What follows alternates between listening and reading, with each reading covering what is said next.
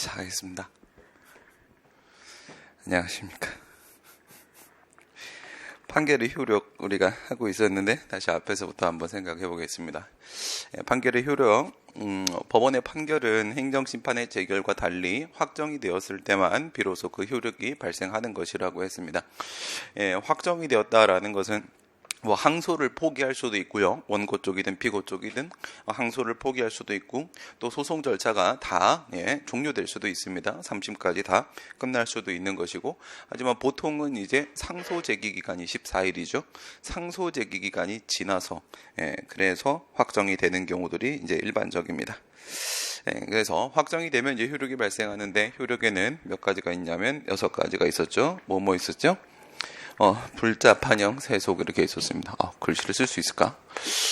불자, 판형, 세속 이렇게 6가지가 있습니다.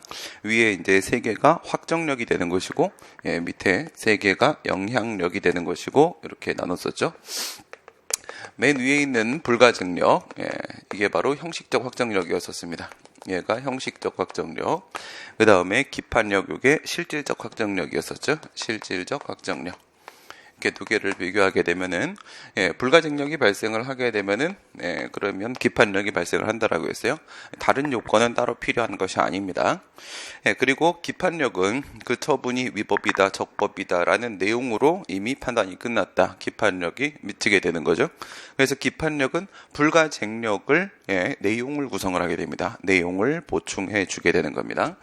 이렇게 했을 때, 밑에 게 영향력이 되고요. 완전 불쌍한데 지금 내가 불가증력입니다. 불가증력, 더 이상 다툴 수 없는 힘. 불가증력. 불가증력은 누구한테 적용이 되는 것이냐면은 해당 소송 절차에서 원고하고 피고죠. 원고가 패소하면 원고가 상소를 제기할 테고, 피고가 패소하면 피고가 상소를 제기할 테고, 이렇게 될 겁니다. 그런데 원고하고 피고가 더 이상 상소를 제기할 수 없게 되는 겁니다. 불가증력 누구한테 적용되는 거다? 원고하고 피고, 당사자. 해당 소송 절차입니다. 해당 소송 절차에서의 당사자, 원고, 피고한테 적용되는 거. 그 다음에 자박력. 자박력은요, 스스로 자자에다가 묶일 박자입니다. 그래서 스스로 묶인다. 불가변력이라고도 한다고 했습니다. 더 이상이래. 말이 안 나오네, 그죠? 불가변력, 자기가 선고한 판결을 취소나 변경할 수 없는 힘, 자박력이라고 한다. 불가변력, 자박력, 뭐라고 해도 상관이 없습니다. 불가변력. 이렇게 되고, 얘는요, 해당 소송 절차에서 법원이죠. 법원, 선고법원. 그 판결을 선고한 법원 쪽입니다. 법원도 스스로 이거를 바꿀 수가 없습니다. 여기까지가 바로 해당 소송 절차에 대한 문제가 되고, 그 다음에 이제 기판력입니다. 기판력은 이미 판단은 끝났다. 그러니까 다른 소송 절차에서 후소를 제기하는 거죠. 다른 소송 절차에서도 그 전소의 판단에 모순되는 주장이나 판단을 할 수가 없게 되는 겁니다. 기판력. 기판력은 누구한테 적용이 되는 거냐면은, 얘는 당사자, 원고, 피고, 하고 법원. 근데 이건 후소죠. 후소. 다른 소송 절차. 후소에서 다른 소송에서도 그렇게 주장할 수가 없습니다. 그 다음에 이제 형성력. 형성력이라는 것은 법률 관계를 형성하는 거죠. 우리가 형성한다. 그럼 법률 관계를 형성하는데, 우리는 행위소송이기 때문에 법률 관계를 형성한다라고 말하지 말고, 뭐라고 말을 하라고요? 처분 효력을 형성한다. 이렇게 보는 게 정확한 겁니다. 처분 효력을 형성한다. 형성력. 처분 효력이 발생, 변경, 소멸되는 힘이 바로 형성력이죠. 형성력은 역시 당사자한테 적용되는 겁니다. 해당 소송 절차의 당사자, 원고하고 피고한테 있어서 법률관계가 바뀌는 거예요. 처분 효력이 바뀌게 되는 겁니다. 그래서 처분 효력에 대한 문제로 우리가 형성력을 보기 때문에 이거를 형성효 플러스 소급효 이렇게 보통 설명을 하게 됩니다. 얘는 뭐 플러스 뭐가 되는 거다? 형성효하고, 형성효는 당연하게 즉 취소 판결이 나왔다. 가정을 하게 되면은 처분청이 다시 취소 처분을 할 필요가 없다는 거예요. 별도의 취소 처분을 기다릴 것 없이 그 판결만 가지고도 바로 처분의 효력은 소멸되고, 그리고 소급표, 소급하여, 소급해서 처음부터 처분이 없었던 걸로 보게 되는 겁니다. 위법한 처분이기 때문에, 위법한 처분이라고 판단이 나왔기 때문에 취소 판결을 하게 된 거지. 그러면 처음부터 나오지 말았어야 되는 거니까 여기서는 소급표가 인정됩니다. 뭐랑 비교를 했었냐면 집행정지하고 비교했었죠. 집행정지는 처분이 적법인지 위법인지에 대한 판단을 내린 게 아니었었습니다. 회복하기 어려운 손해를 방지하기 위해서 그 임시적으로 인정해 주는 게 바로 집행정지였었습니다. 그래서 집행정지에도 형성력이라는 게 있는데, 거기에는 형성효만 포함되는 것이고 소급효는 인정되지 않는다. 뭐만 인정된다? 장래효만 인정된다. 그랬습니다. 그 다음에 이제 대세효죠. 대세효 제3자 효라고도 합니다. 제3자 효. 무슨 제3자가 되는 거야? 소송상 제3자가 되는 겁니다. 소송의 제3자한테도 미치는 힘이 바로 대세효. 누구? 제3자한테. 소송상 제3자. 통설과 판례 이렇게 말을 하는데, 판례는 이렇게 봅니다. 저 형성력이라는 것이 소송의 제3자한테까지도 미치는 게 그게 바로 대세효다. 형성력이 제3자한테 미치는 걸 제3자효다, 대세효다 이렇게 말을 합니다. 그렇게 말을 하는데 그거는 틀린 거고요. 판례가 확실히 틀렸고, 그 29조에 보게 되면요. 우리 행정소송법 29조를 한번 볼게요. 죽을 것 같습니다. 네, 어떡하지? 내가 죽으면은 저녁 수업을 해야 되는데, 너무 어지러워. 29조 보시면 29조는 1항에서는 판결의 대세효가 있고 2항에는 집행정지의 대세효가 있고 이렇게 있죠. 그래서 29조 1항을 한번 보시면 처분 등을 취소하는 확정 판결은 제3자에게도 효력이 있다라고 해서 판결의 효력이 있다 이렇게 얘기를 했지, 형성력이라고 말하지 않았습니다. 그죠? 형성력이라고. 그리고 제가 요걸 이제 관련돼서 이런 연결을 한번 해볼게요. 그 38조에 보게 되면 취소성에 대한 규정을 무효등 확인 소송하고 그리고 부작위 위법 확인 소송에도 준용을 하지 않습니까? 근데 그 38조 1항하고 2항 쪽에서 이 29조 1항을 무효등 확인 소송, 부작위 합헌에서 양쪽 다 준용해요. 양쪽 다 준용을 합니다. 그럼 이 생각을 해봐. 무효 확인 소송이라고 하게 되면 무효 확인 소송은요, 처음부터 효력이 발생한 적이 없죠. 무효인 처분은. 그러니까 무효 확인 판결을 내린다라고 해서 형성력이라는 게 있겠어요, 없겠어요? 없겠죠. 그럼 우리가 100번 양보해서 무효인 처분도 다투는 이유는 뭐라고 했냐면, 거기에도 외견적 효력이라는 게 있다라고 했죠. 외견적 효력. 어쨌든 존재는 하고 있는 것이 맞다 이거예요. 외부의 의사표시가 됐고 집행될지도 모른다는 겁니다. 이렇게 외관이 존재하기 때문에 다투게 된다. 외견적 효력이라는 게 있다고 했지.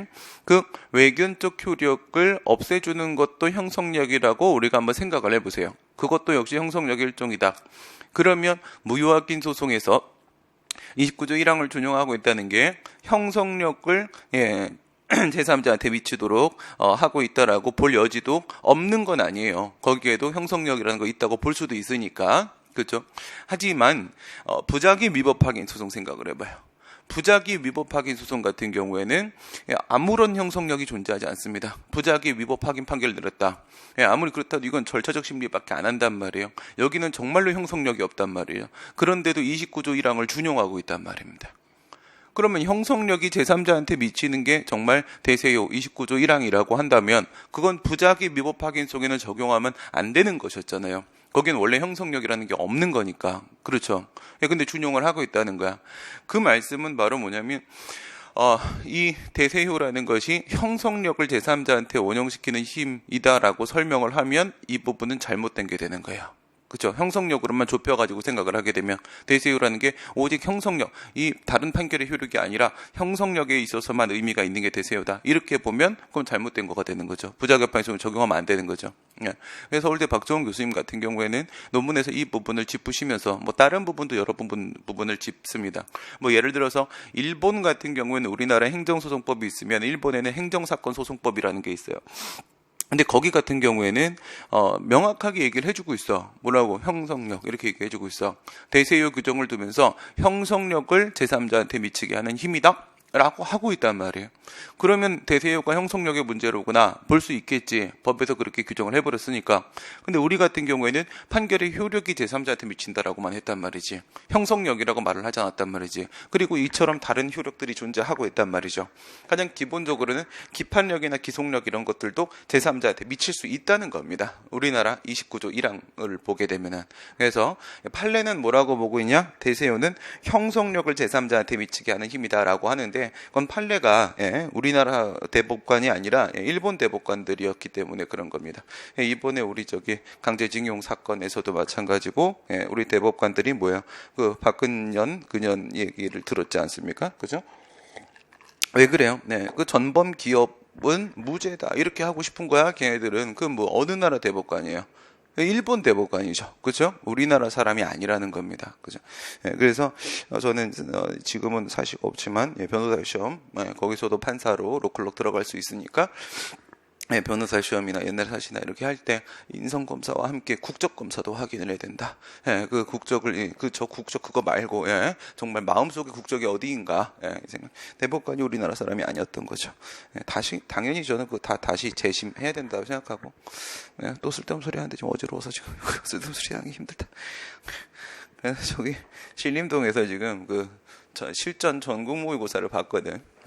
내 모의고사 문제를 보고, 노무사 애들이니까, 노동관계를 이렇게 냈지. 근데 노동법 선생들이, 와, 대박, 이러고, 선생님 노동법 가르치시죠? 그래, 왜요? 그러니까, 문제가 왜 이렇게 좋아요? 그래서, 제가 좋아서 그래요. 네, 내가 좀 천재인 것 같아요. 뭐, 이렇게, 어떻게 막 그런 칭찬을 막 해주시더라고요. 그런데, 뭐가 그런데? 거기서 문제를 내면서 내가 뭘 냈냐면, 강릉 국회의원 있잖아요. 그 새끼 이름 뭐죠? 권성동 새끼요. 네, 권성동이라는 새끼 있어요. 네, 그 법사위원장 하는, 그 이승만 자유당 소속이죠, 지금. 네, 그 미친 새끼 있습니다. 싸가지 없는 새끼. 네, 그 새끼 사건을 가지고 문제를 만들었거든. 그래서 그 강원랜드, 그 인사비리 있잖아요. 인사청탁 사건을 가지고 문제를 이렇게 만들었는데, 잘 만들었죠. 네. 그래서 걔도 일본 사람이에요. 네. 그래가지고 이건 판결의 효력이 박종원 교수님 얘기가 맞아요. 그리고 그분이 거의 제 급의 천재님이시거든요. 네. 진짜 천재예요. 진짜 왕천재. 동국대에도 그 교수님 이름 뭐야? 최정일 교수님, 아무 생각이 안 나는구나. 그 천재가 있어요. 우리나라 행정법 하는 사람 중에서. 서울대 박정훈, 경희대 박정훈 말하는 거 아닙니다. 경희대 박정훈 교수님은 아닙니다. 천재. 천재 절대 아니십니다. 문제 보면 알지. 그리고 나보고 책 같이 쓰자고 한 적이 있으셨거든. 그래서 내가 천재가 아니셔서 저는 같이 쓸 수 없습니다. 미국에서 막 전화 와가지고 같이 쓰려고 싫은데요? 그러지. 왜 내가 그 선생님이랑 같이 써요? 네, 뭐지? 안 해요. 그러지는 않고 제가 뭘 알겠습니까? 이렇게 하고 끊었지 뭐. 그리고 동국대 최정일 교수님하고 그 다음에 저하고 이렇게 3명 있어요. 행정법 천재들이. 그 다음 보시면 기속력이죠. 기속력. 힘들어. 네, 기속력입니다. 기속력. 얘는 누구한테 적용되는 거예요? 행위소송이기 때문에. 행위소송 누가? 행정청이 하는 거죠. 행정기관이 하는 거기 때문에. 그래서 얘가 또 다른 짓거리 해버리면 안 된단 말이에요. 그러면 협의의 소익이 인정될 수가 없다고 했죠. 누구한테 적용되는 거다? 행정기관한테, 행정기관한테 적용되는 겁니다. 그래서 이제 여기 3가지 내용이 있다고 했죠. 반복금지 의무가 있고, 재처분 의무가 있고, 그리고 원상회복 의무가 있고, 이렇게 3개가 있다고 했어요. A라는 처분에 대한 소송을 제기해서 내가 제거를 했는데, 근데 다음날 아침에 또 처분을 해버려. 똑같은 걸 나한테. 근데 내가 또 소송을 또 제기했는데, 근데 또 이겼는데 또 바로 다음날 또 처분을 해버려. 이렇게 해버리게 되면 이 소송은 아무 의미가 없는 거잖아요. 그죠? 그게 반복금지 의무가 되는 거고, 그 다음에 거부처분에 대한 취소를 제기했는데, 거기서 내가 이겼단 말이에요. 거부 처분을 제거했어요. 취소시켰습니다. 처음부터 없었던 걸 만들었어. 그러면 뭐만 남아있지? 내가 허가를 신청했을 때 그 신청만 남아있지. 그럼 신청만 남아있으면 행복하냐 이거지. 행복하지 않죠. 뭐가 있어야 돼요? 허가가 나와야 되는 거죠. 재처분을 해줘야 된다고요. 그게 바로 재처분 의무가 되는 겁니다. 그래서 쉽게 이렇게 생각하면 돼. 내가 만든 문제들 중에 보면은 그런 문제들이 있거든. 불합격 처분을 받았어요. 공무원도 불합격 처분하면 시험에서 이것도 처분이고요. 그 다음에 다른 자격시험, 국가시험 다 처분입니다. 다 처분인데 불합격 처분을 받아서 내가 소송을 제기해서 이겼어. 제거했는데 나한테 만약에 합격 결정을 내려주지 않는다 라고 하게 되면 합격 결정은 준법률 행위적 행정행위로서의 확인입니다. 확인. 다툼이 있는 거잖아. 다툼이 있는 사실관계, 법률관계에 대해서 공적으로 확정해 주는 거. 이게 확인이란 말이야. 행정행위, 준법률 행위적 행위로서 확인. 그러니까 이 사람이 합격을 했는지 안 했는지에 대한 언제 다툼이 있을 수 있죠. 그래서 확인인데 처분이란 말이죠. 제거를 했는데 만약에 나한테 합격 결정을 안 내려주게 되면은 나는 어디로 돌아가는 거야? 수험생으로 돌아가는 거란 말이죠. 그죠? 불합격생이든 수험생이든 공무원이 아니라는 부분에 있어서는 아무 차이가 없는 거잖아요. 그죠? 원상회복 의무. 내가 돈을 냈단 말이에요. 세금을 부과받아서 내가 돈을 냈는데 세금이 잘못됐어요. 그래서 내가 취소를 제기해서 제거를 했어요. 과세처분을. 근데 이미 내가 낸 돈을 돌려주지 않아요.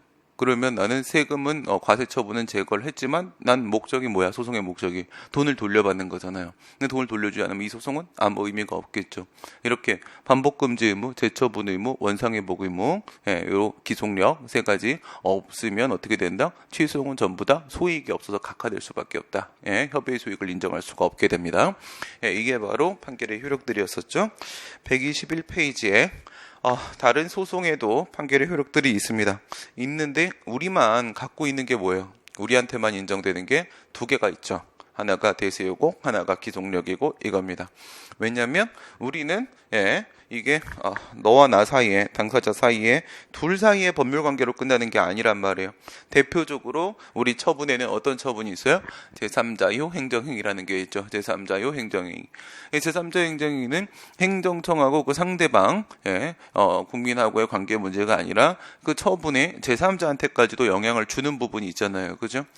그렇기 때문에 이 판결 쪽에서도 처분 쪽에도 제3자요라는 게 있으면 그 처분을 다투는 소송 쪽에도 제3자효라는 게 있어야 될 거 아니겠습니까? 그래야지 전체적으로 제거가 될 수 있겠죠. 해결이 될 수 있습니다.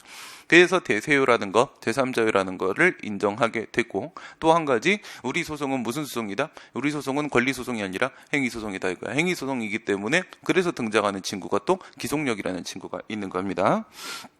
불가증력, 방금 설명을 드렸고, 지난번에도 설명을 드렸고, 그 다음에 자박력, 선고법원에게 미치는 힘이죠.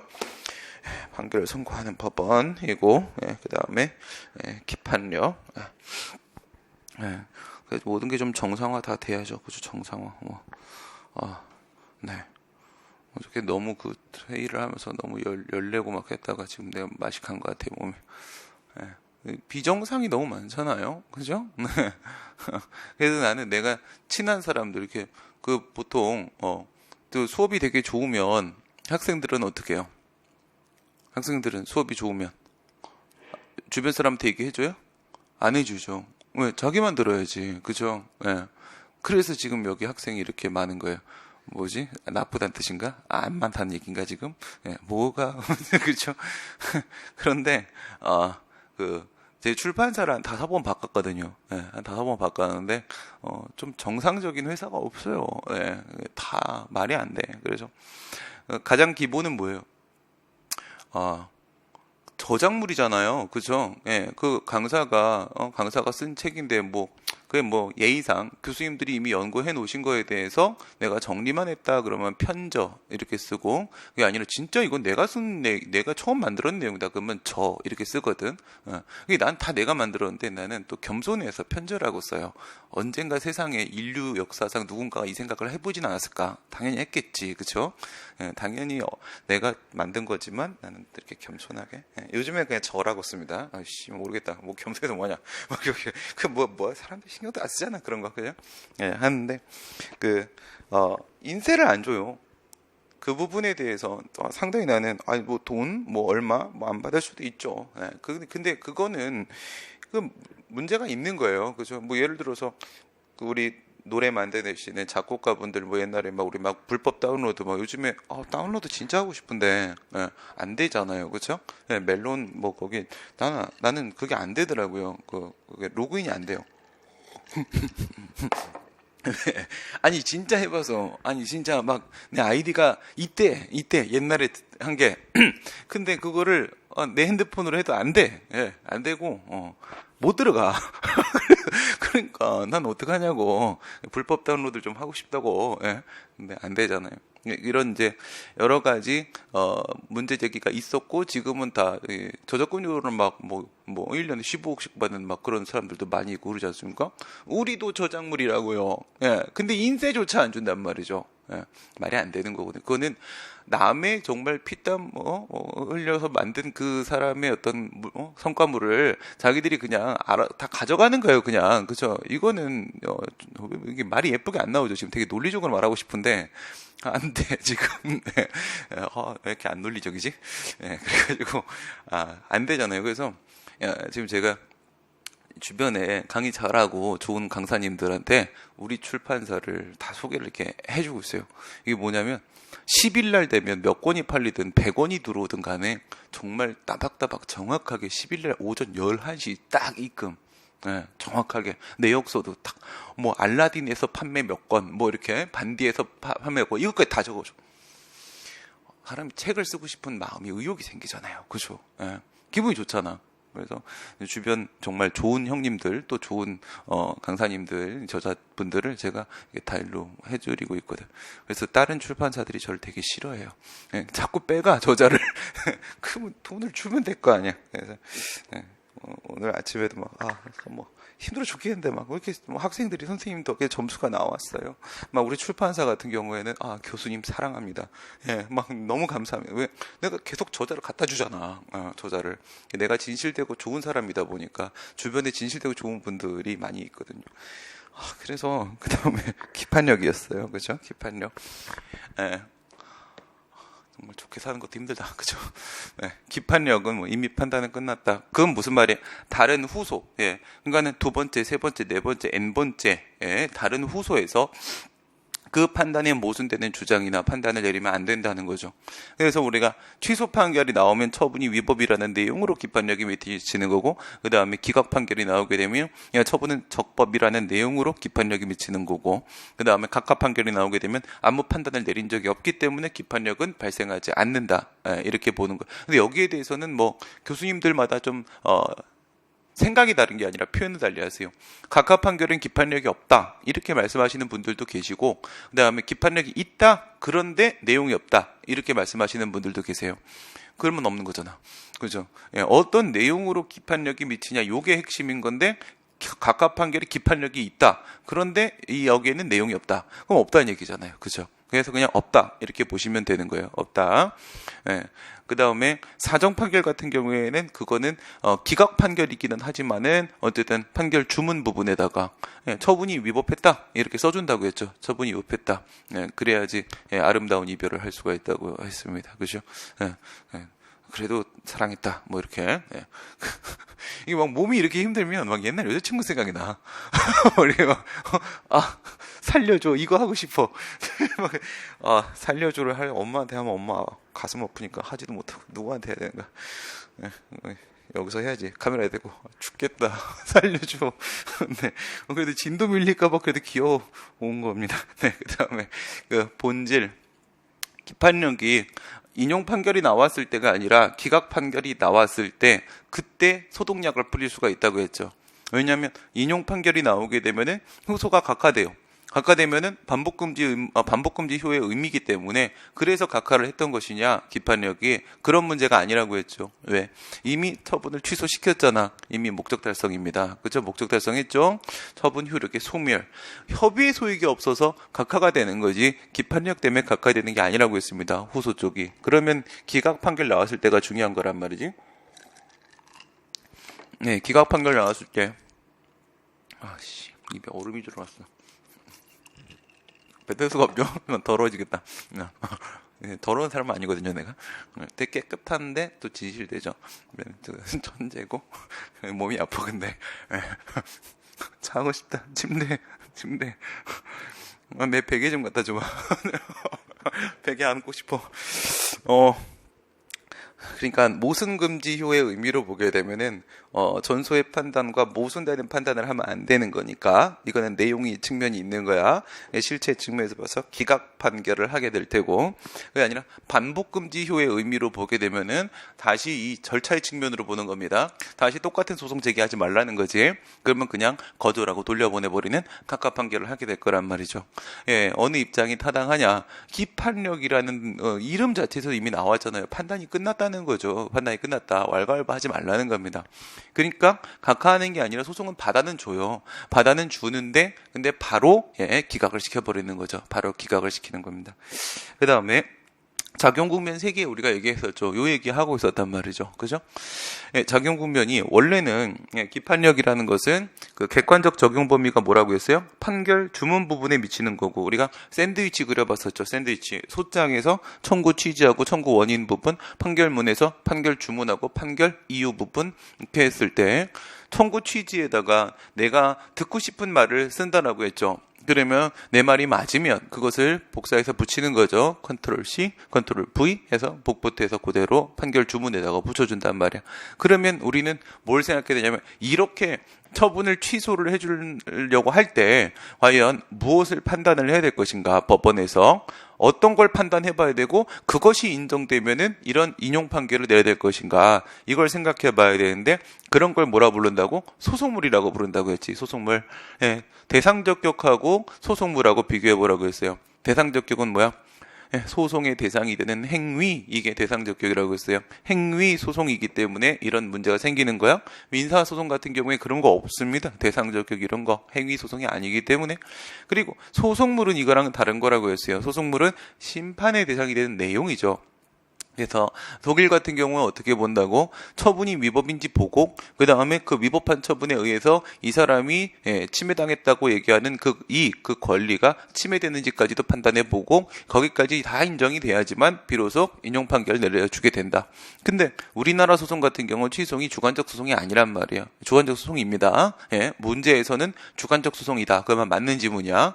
근데 주관적 소송이 아니라고요. 그러니까 아까도 판례에 뭐라고 해서 대세요는 형성력을 제3자에게 원용하는 힘이다, 이렇게 하면 맞는 얘기예요. 맞는 얘기인데 틀린 얘기죠. 그렇죠?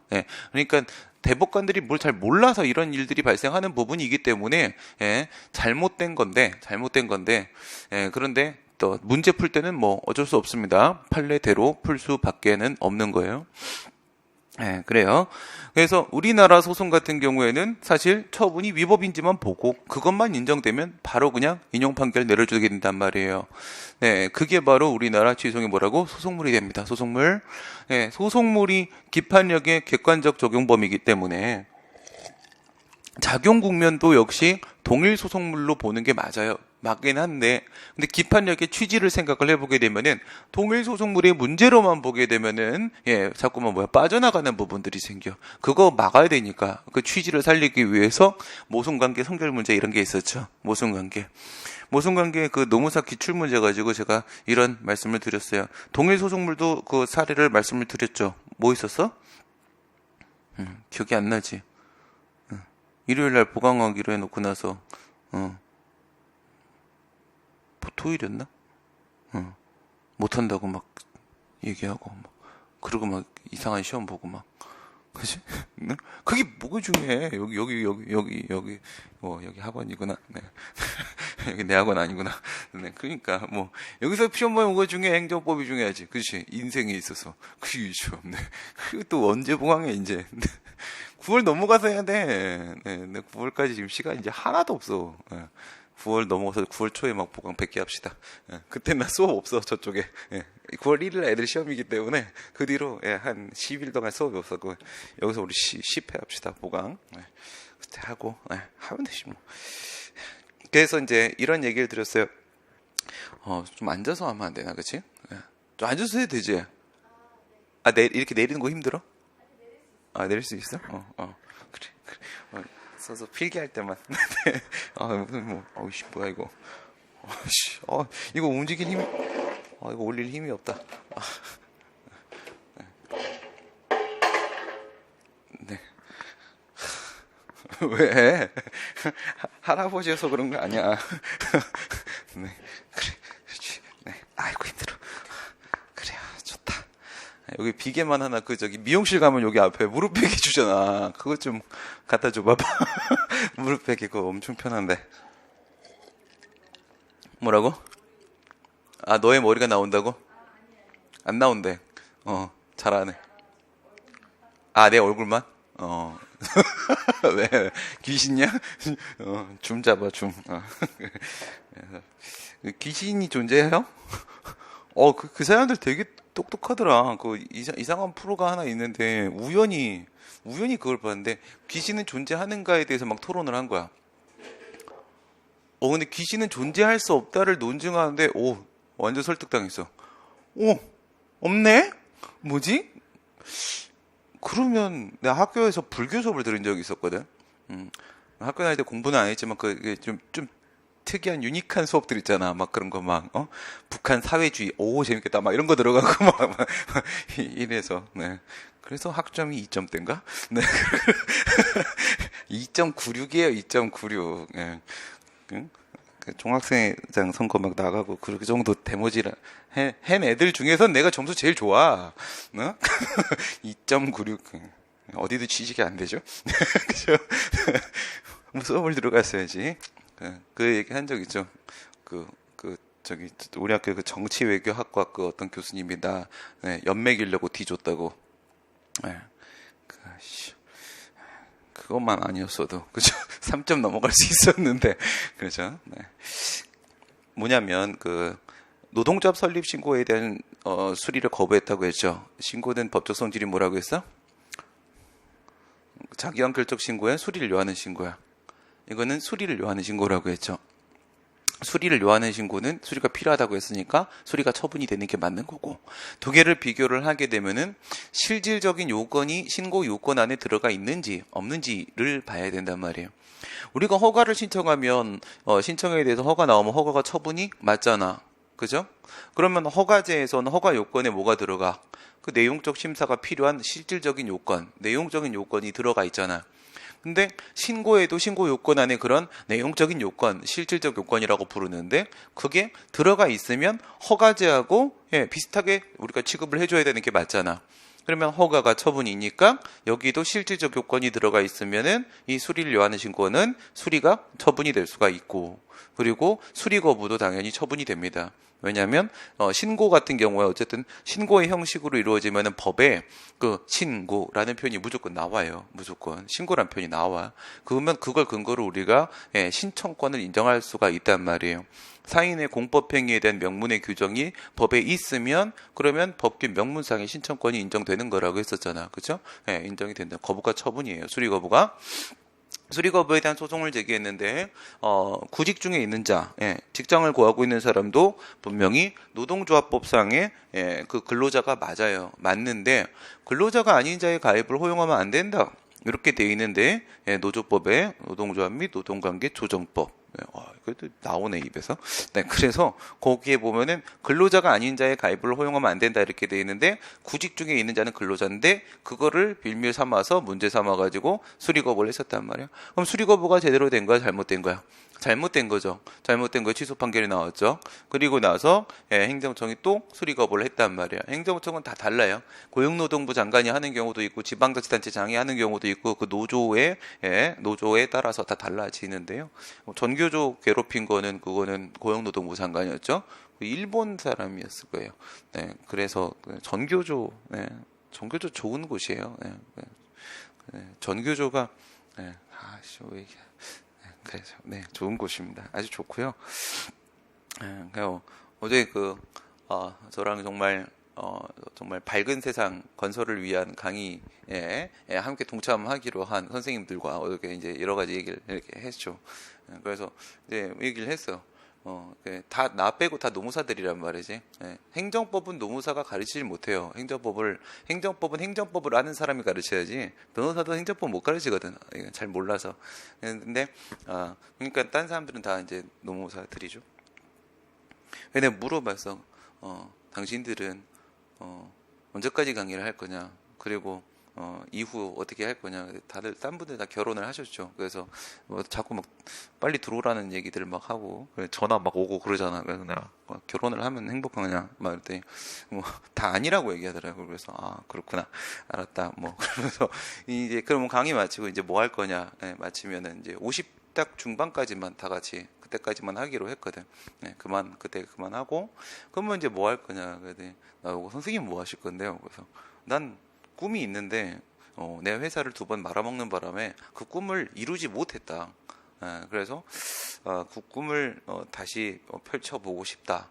그래서 어쨌든 중간에 할 수도 있고 강의 마치고 할 수도 있고 이렇게 할 수도 있는데 그게 바로 뭐냐면 옛날에 5급 공채 지금 행정고시 옛날 애들하고는 애들은 합격을 했는데 근데 강의를 거기는 뜬 지 한 4년 됐는데 근데 합격을 했는데 너희들이 합격을 하면 선생님은 너희들에게 이런 걸 해주겠다 서로 이렇게 약속을 한 게 있었어.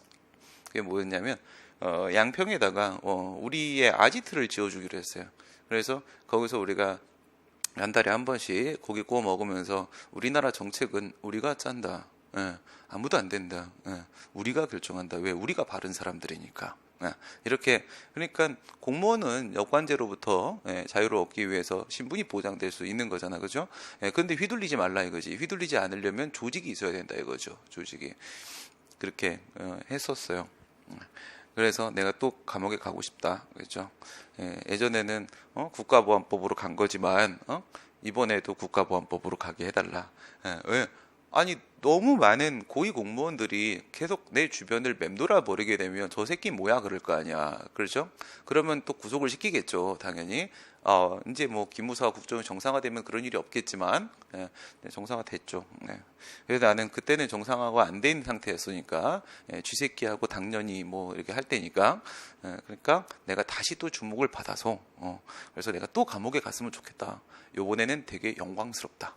내 제자들이 훌륭해서 그래서 내가 감옥 가는 거니까. 그리고 너네들이 사식을 많이 넣어줄 거라고 나는 믿고 있고 맛있는 거를 많이 먹을 수 있을 것 같다. 그래서 몸을 키워서 나오겠다. 운동하고 뭐 이렇게 했는데 못 이뤘어요. 그거 빨리 해주려고 돈을 많이 벌어야 되잖아. 그래서 그런 거 다 운영하려면 그래서 빨리 해주려고 학원 차렸다가 망한 거거든.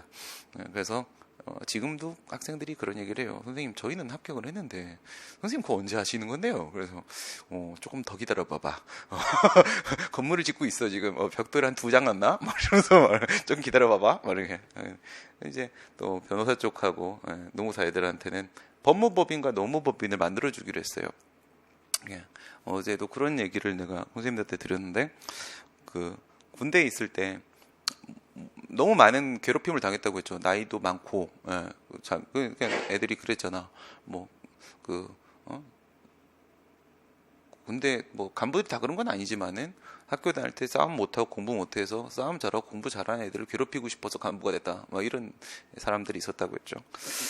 그래서 그때 병원에 잠깐 갔을 때, 원래 한 달 이상 군병원에 못 있거든. 있으면 안 되거든요. 근데 그 진료부장하는 지금 저기 단대, 의대 교수로 있는 형님이 나가서 원래 이제 그 사람도 되게 진실되고 올바른 사람이거든요. 그리고 수술 우리나라에 제일 잘하고요. 그래서 나가자마자 바로 교수 임명돼갖고 이제 그걸 잠깐 밀어놨지만 민중병원이라는 걸 만들 테니까 그 의사들은 자기가 다 이렇게 꼬실 수 있다. 사업이 충분히 가능하다. 그 형도 운동권 출신이거든요. 그래서 의대는 운동권이 잘 없는데 근데 좀 특이한 사람이죠. 너무 바른 생각을 많이 해. 그래서 민중병원을 만들 테니까 네가 원장을 좀 해주라. 이렇게 얘기를 했거든요. 나를 이제 부대로 돌려보내지 않고 여기서 나 제대할 때까지 있게 해주겠다. 병원에 있으면 편하잖아. 대신 좀 잘 해봐라. 그래서 뭘 잘하라는 얘기야. 그래서 알겠습니다. 그래서 우선 잘하는 게 병사는 건물 밖으로 새벽에 막 못 나가. 근데 난 나가. 그리고 병사는 또 환자로 가 있는 거잖아. 근데 사실 환자가 아니었거든. 조금 디스크 나온 거여서 애들은 막 미치게 아파하는데 나는 그냥 막 뛰다니거든. 난 있으면 안 되는 사람이거든 거기 그죠? 병원에. 어쨌든 뭐 디스크 있어요. 막 이렇게 하고 들어갔지. 그래서 그 의사 군의관 형들 그 술 먹으러 나갈 때 나 트렁크에 넣어주고 트렁크에 같이 나가 이렇게 같이 먹고 들어와. 막 이렇게 하고 막 계속 이제 아침마다 그 깔끔하게 데려드리고 처방전 내드리고 이렇게 다 내가 했다고 했잖아. 그래서 이 새끼 넌 정말 못하는 게 뭐냐. 그래서 그러니까 나도 그게 진짜 궁금한데 내가 총을 조립을 못해요. 그냥 그랬지. 근데 내가 군인인데 총을 조립을 못해요. 신기하죠. 막 이렇게 얘기지. 그것 빼고는 다 잘해요. 그렇지. 그래서 나가서 이렇게 해봐라 이렇게 얘기를 하셨는데 이제 뭐 지금 내가 그 뒤에 내가 공부를 해가지고 그래서 그 뭐 병원 같이 일을 하진 않지만 그 여기서는 내가 생각하는 게 똑같은 거예요. 그 저게 생기면 그러니까 돈이 들어올 수 있는 루트가 생기면 굳이 로펌이나 노무법인이 굳이 돈벌이에 목매일 이유가 없거든. 그러니까 진짜 힘드신 분들한테 손 내밀 수 있는 그런 정말 그런 노무법인, 법무법인이 뭐 태평양, 김앤장 같은 쓰레기 짓거리 하지 말고 정말 우리가 가야 될 길을 가자 이렇게 다들 동참하시겠다. 그래서 역시 훌륭한 선생님 옆에는 훌륭한 사람들이 많이 있구나. 그래서 다 이렇게 같이 하기로 했어요. 좋죠, 그죠? 이게 되게 좋은 거야. 그래서 기판력 있잖아. 그래서 수리 거부를 했어. 그런데 그 취소 판결 나왔잖아. 그래서 다시 또 수리 거부를 했죠. 뭐로 했어요? 주로 정치 운동을 한 단체다. 그래서 또 수리 거부를 했죠. 또 거부처분 취소를 제기했죠. 그랬을 때 인용이 되겠느냐? 기판력이 미친다고 했어요? 안 미친다고 했어요? 안 미친다고 했죠. 예, 전소의 판단과 후소의 판단의 소속물이 다르다는 거지. 소속물이 다르려면 소속물이 같으려면 이것도 A 처분의 위법성에 대한 판단이 소속물이고 이것도 A 처분에 대한 위법성에 대한 판단이 소속물이고 이렇게 돼야 되는데 두 개의 거부 처분이 같은 처분이 되는데 그렇지가 않다고 했죠. 같은 처분이려면 동일 상대, 동일 내용, 동일 사유 이렇게 인정이 돼야 되는데 상대방은 똑같고 갑이고 그러니까 내용도 둘 다 거부고 한데 사유가 다르잖아. 사유가 하나는 근로자가 아닌 자의 가입 허용이라는 문제였고 하나는 주로 정치운동을 한다라는 문제였기 때문에 처분이 이건 A 처분이라면 이건 B 처분인 거죠. 다른 처분이게 되기 때문에 소속물이 달라서 기판력이 안 미친다고 했습니다. 그 다음에 모순관계에 대한 얘기는 내가 뭘로 설명을 했어요? 이 소송 파트, 이 심판 파트는 노무사가 최고기 때문에 우리나라에서 그래서 그쪽이 예가 너무 많아요. 그쪽이 예가 좋습니다. 그쪽이 모든 걸 애들이 이제 선도하거든. 저거 얘기했죠. 대형 쇼핑몰이 있어요. 대형 쇼핑몰을 지으려고 갑이라는 사람이 건축 허가를 신청했는데 거부를 당했어. 거부 처분 취소를 제기해서 승소를 했어. 승소를 했으면 이제 허가가 나오겠지 좀 있다가. 허가가 나오면 건물 짓겠지. 그런데 옆에 학교가 있다고 했지. 그 학교 법인이 여기다가 재심 청구를 한다라고 했어요. 소송 참가, 재심 청구 배웠었잖아. 여기서 뭐예요? 기판력 깨버리는 거죠. 기판력 깨버리는 게 재심 청구죠. 봉인을 풀어버리는 것이다. 이렇게 말씀을 드렸는데 그때 이제 재심 청구 말고 이게 재심 청구가 안 되니까 바로 옆에 있는 학교니까 자기의 책임 없는 사유로 소송에 참가하지 못했던 거라고 볼 수가 없잖아. 재심 청구의 요건을 못 갖추게 되잖아. 그러니까 재심 청구가 안 되니까 학생들이 이런 말을 했다고 했죠. 건축 허가가 나오면 건축 허가에 대한 취소를 제기하면 어떻게 되겠냐. 그렇게 해도 건물 못 짓게 할 수 있는 거 아니냐. 그랬을 때 그건 안 된다. 이게 바로 모순관계였었죠. 앞에 전소로서 거부처분 취소도 어쨌든 건축을 하는 게 맞는지 아닌지에 대한 판단을 내리는 거고 이번에 제기하는 건축허가 취소도 역시 건축을 할 수 있는지 없는지를 판단하는 거기 때문에 소속물은 다르죠. 하나는 거부처분의 위법성이고 하나는 건축허가의 위법성이잖아. 소속물 자체는 분명 다릅니다. 다른데 만약에 이 건축허가 취소이 인용돼 버리게 되면 전소하고 완전히 모순된 상황이 발생할 수밖에 없는 거잖아요. 그래서 모순관계 측면에서 기판력이 건축허가 취소이라는 후소에 미치는 거라고 했습니다. 그 다음에 이제 선결 문제에 대한 이야기를 마지막으로 하고 있었단 말이죠. 선결 문제 다 했나? 아니죠. 그렇죠? 여기까지 했죠? 아니, 뭐 아무 기억이 안 나죠? 뭐가 기억이 나나? 그래. 계속 얘기하면 되지 뭐. 그래서 선결 문제는 국가배상을 청구하는데 국가배상 이 말고도 이럴 수 있어요. 그러니까 취소 소송이 전소야. 후소가 국가배상이야. 그 다음에 무효확인 소송이 전소야. 그리고 부당이득 반환 청구가 후소야. 그 다음에 또 부작위 위법 확인 소송이 전소야. 그리고 후소가 국가배상이야. 이런 구도가 다 나와요. 나올 수 있습니다. 문제로 구성될 수 있는데, 근데 보통은 취소송이랑 국가배상 이쪽 문제로 출제를 한단 말이에요. 무효확인소송이나 부적격파인소송도 기판력이 뒤에 권리소송 쪽으로 미칠 수 있는 겁니다. 그래서 다른 경우도 존재할 수 있다는 거 같이 기억해 놓으시고, 했을 때 국가배상 쪽에서 이 처분 때문에 발생한 손해에 대한 손해배상 청구를 한 거잖아. 그러면 손해는 결과 부분이 되는 거고 처분은 원인 부분이 되는 거지. 원인 부분에 대한 전소가 있었고 결과 부분에 대한 후소가 있고, 이렇게 됐을 때 과연 기판력이 미칠까? 선결 문제죠. 국가배상에서 가장 기본은 뭐야? 그 처분이 위법인지에 대한 판단이죠. 위법한 행위여야지 배상 책임이 인정될 수가 있는 거잖아. 그죠? 우선은 기본적으로 위법해야 된단 말이야. 먼저 해결해야 되는 문제, 선결 문제로 뭐가 처분이 위법인지에 대한 판단이 선결 문제로 나선다는 거죠.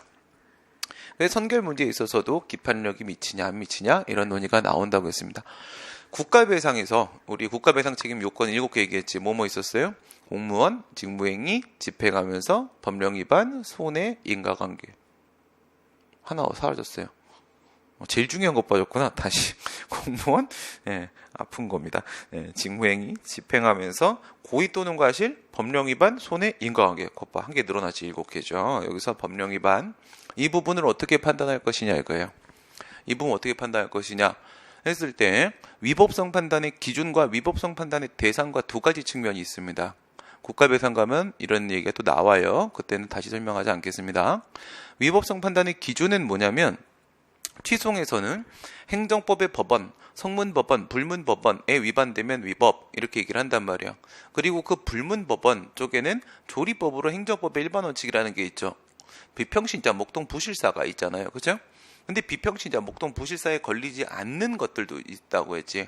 인권 존중, 권력 남용, 공소양속, 신의성실, 안전확보자기 의무 이런 것들도 있을 수 있습니다. 앞뒤로 여기저기서 아주 왜 이렇게 미간을 피고 막 줄이고 막 그래요. 왜 그래 동시에. 네. 이렇게 하면 여기에 주름 생긴다고 하지 말라고 그러잖아 사람들이. 그죠? 어른들이 그러죠. 어렸을 때부터 이렇게 하고 살았거든요. 안 생기더라고요. 거짓말입니다. 어른들의 말은 하나도 믿을 말이 없어요. 공부 잘하면은 열심히 하면은 뭐 나중에 행복하게 살 수 있다. 거짓말이에요. 불행해요 지금 제가. 그리고 다 거짓말이에요. 어른들의 말은 믿지 마세요. 제 말을 믿으세요. 넌 어른 아니냐? 어른 아니죠. 전 어른이 아닙니다. 그래서 학교에 다닐 때도 철들지 않겠다라는 노래를 맨날 혼자 부르고 다녔어요. 세상에 철들지 않겠다. 철들어야 어른이잖아, 그렇지? 결혼의 어른이거든. 그것도 안 했고. 그래서 어른이 아니에요. 내 말은 들어도 돼요. 어린이 말을 들어야 됩니다. 어른 말은 다 틀렸어요. 거짓말입니다. 입만 벌리면 거짓말하죠. 어른들은. 그래서 어른들을 그래서 나는 어른 취급하지 않습니다. 어른이 어른다워야 되는데 어른이 거짓말을 자꾸 하니까 그죠. 그래서 제 말을 들어요. 어린이가 위대합니다. 제 말을 믿으셔야 되는 거예요. 그 뭐가 국가배상, 인권 존중, 공소양속 이게 동서양해 막 이런 거 아닙니다. 왜 웃어? 진짜 묻는다니까 애들이. 공소양속이 선생님 왜 그게 불문법이에요? 동서양에 뭐 이런 이상한 말을 만들어 와 애들이. 정신병자들인가? 그래서 공공의 질서, 선량한 풍속 이게 선량한 풍속, 공공의 질서 이게 공소양속인 거예요. 알겠어요? 무슨 개소리야. 그 다음에 이제 여기서 이런 판례가 있었죠. 이 판례가 너무 많아. 판례가 안희정 사건에 대해서 욕 처먹을까 봐 얘기 안 하겠습니다. 당연히 뭐 노민지 뭐 이런 문제가 뭐 그게 나는 그래 제도를 바꾸는 건 좋다고 생각해. 법을 만드는 건 좋다고 생각해. 하지만 우리나라 법에는 그 도덕적으로 이 사람이 잘했고 잘못했고의 문제를 떠나서 법적으로는 문제가 없어요. 그렇기 때문에 무죄가 나오는 건 나는 불가피하다고 생각하거든요. 이게 문제면 입법하라고. 그러자고 우리가 지금 제도를 만들고 법으로 지배를 하려고 하는 거잖아. 안 그러면 이거는 그냥 그리고 간통이라는 것 자체를 없앨 때도 우리의 취지가 있었던 거잖아요. 그죠? 인정할 거 인정해야 되는 거잖아. 간통은 없애는 게 맞아요. 왜 맞냐면 현실적으로 생각을 해봐. 그 당시에 없앴던 이유 이런 걸 떠나서 왜 남편이 있고 와이프가 있는 사람들끼리 막 이렇게 해도 되는 거냐면 불륜을 저질러도 되는 거냐면 그렇게 해야 돼요. 그걸 만약에 막잖아요. 그걸 처벌을 하게 되면요, 한 3천만 명 정도가 구속돼요. 알겠어요? 네, 그럼 우리나라 구성원이 없어요. 누가 경제활동, 소는 누가 키우냐고요. 그렇잖아. 소 키울 사람이 없어. 망합니다, 나라가. 그 통계가 나왔잖아. 남자 중에 60%가 두 집 살림을 하고 있고, 여자 중에, 결혼한 여자 중에 40%가 두 집 살림을 하고 있다고요, 현재. 제 주변에도 너무 많다고요. 본인 부모님들 다 생각해 보세요. 분명히 딴 데 또 있어요, 애들. 네, 있거든요. 네. 거의 100%입니다. 네. 그런데, 그거 다 잡아 넣으면, 정말 그 수용할 수 있는, 교도소의 시설이 부족해요. 그래서 안 됩니다. 현실은 현실대로 받아들이자는 거죠. 어쩔 수 없는 거잖아요. 그죠? 그래서 제도를 엄격하게 하면 되죠. 뭐, 바꾸고 싶으면. 뭐. 그렇잖아요. 네. 더 이상 얘기하면 뭐 쓰레기 될 것 같고, 내 생각은 그렇다고요. 물론 도덕적으로 잘못한 거죠. 그러지 말았어야죠. 그렇죠. 그리고 그 형량, 솔직히 이런 생각 한번 해봐요. 이재용이 내보내는 거하고 걔는 왜 처벌 안 하냐는 거예요. 그렇잖아. 내보내는 거. 국가 경제 발전에 그러면 똑같이 우리나라 정치 발전에 안희정이 기여한 바는요. 형량을 그렇게 하고 싶으면 기업인들 형량 그렇게 할 거면 정치인들도 형량 해줘야 되는 거잖아요. 그 형량을 왜 안 해주냐고. 왜 기업인들은 그렇게 해도 되고 정치인들은 그렇게 도덕성을 또 반대로 왜 자유한국당 소속 의원들에게는 도덕적인 잣대를 들이대지 않죠? 왜 그 사람들은 막 살아도 욕을 안 하죠? 원래 그런 사람들이라고 생각하잖아요. 그거 왜 그 사람들한테 원래 그런 사람들이니까 그렇게 해야 된다고 왜 이런 잣대를 들이대냐는 거예요. 왜 우리한테만 왜 이 세상을 바꿔준 그리고 다 감옥 갔다 오고 우리가 갔다 온 이유가 뭔데? 응? 세상을 좋은 세상 만들어 보고 싶어서 싸우다 보니까 권력을 가진 놈들이 나쁜 놈들이고 그 놈들이 기득권을 안 올려고 우리를 처벌했던 거 아닙니까? 그죠? 그럼 우리한테도 조금 뭔가 좀 나쁜 짓을 해야 된다 얘기해 달라고요. 그게 아니라 우리한테 그럴 거면 자유한국당한테도 그렇게 하라고요. 그럼 걔네들 살아남을 사람 한 명도 없잖아요. 다 나쁜 애들이잖아요. 좀 난 다 공평하게 공평한 잣대를 가지고 그리고 성폭행 이런 특히나 아동 성폭행 이런 부분에 대해서는 조금 더 나는 처벌 수위를 더 올려야 된다. 왜냐하면 사람 안 바뀌어요. 이거요? 살 빼면 빠져요. 이거 전자발찌, 이거 발찌 예쁘지? 막 이렇게 하면 어떡해. 그지? 이거 빠집니다. 아이고, 자르면 되지. 그래서 얘네들은 좀 처벌 수위를 좀 높일 필요가 있어요. 이 사건이 그런 사건이었던 거야. 초등학생 사건도 있고, 그 다음에 중학생, 여학생 사건도 있어요. 얘네들은 이제 성폭행을 했단 말이에요. 했는데, 얘는 이제 피의자들을 이제 경찰서로 불렀죠? 불렀는데, 지금 얘기하는 거 이건 초등학생 사건이야. 불렀는데 초등학교 3학년이었나 걔가? 근데 범인식별실을 사용해야 된다라는 어떤 규정이 있는 게 아니란 말이죠. 근데 범인식별실을 사용하지 않고 그 사람들 앞을 지나가면서 누가 너를 성폭행했는지를 지목하게 했단 말이에요. 이 부분에서 이제 인권 존중 위반 이렇게 해서 위법성을 인정하고 배상 책임을 국가한테 인정을 했던 사건입니다. 근데 이런 법이 없단 말이에요. 범인식별실을 사용해야 되는 거 피의자 앞을 걸어가게 하면 안 되는 것이고 이런 게 없단 말이죠. 하지만 어쨌든 이건 위법한 행위로 인정을 하자는 거죠. 그래서 국가배상에서는 그 위법성의 범위를 상당히 넓게 보고 있고 그리고 그게 진짜 엄청난 충격이에요. 어렸을 때 여기 이제 이름 다 떴죠 사람들. 뉴스 나왔더만 김민철 강사 메가 CSD 김민철 그 여자 조교의 폭행 사건 6시간 동안 두드려 팼다고 했죠. 6시간 동안 자기 여자친구 앞에 데려가서 얘도 여자친구인데 여자친구한테 가서 난 여자친구 없어라고 얘기하려고 여자친구를 데려가서 여자친구 앞에서 때렸어. 기절을 했어. 기절한 거를 다시 깨어날 때까지 기다렸다가 깨어나고 또 때려. 또 기절해. 그래서 아무리 경찰 시험을 준비하는 여경을 준비하는 학생이라 하더라도 남자가 때리면 이게 또 그 완력의 차이가 있기 때문에 견딜 수가 없어요. 이게 왜 나왔어? 성폭행 범인식별실 넓게 인정. 그래가지고 국가배상은 좀 넓게 인정을 하는 게 맞다 이거예요. 그래서 뭐라고? 객관적 정당성의 결여라고 본다고 했죠.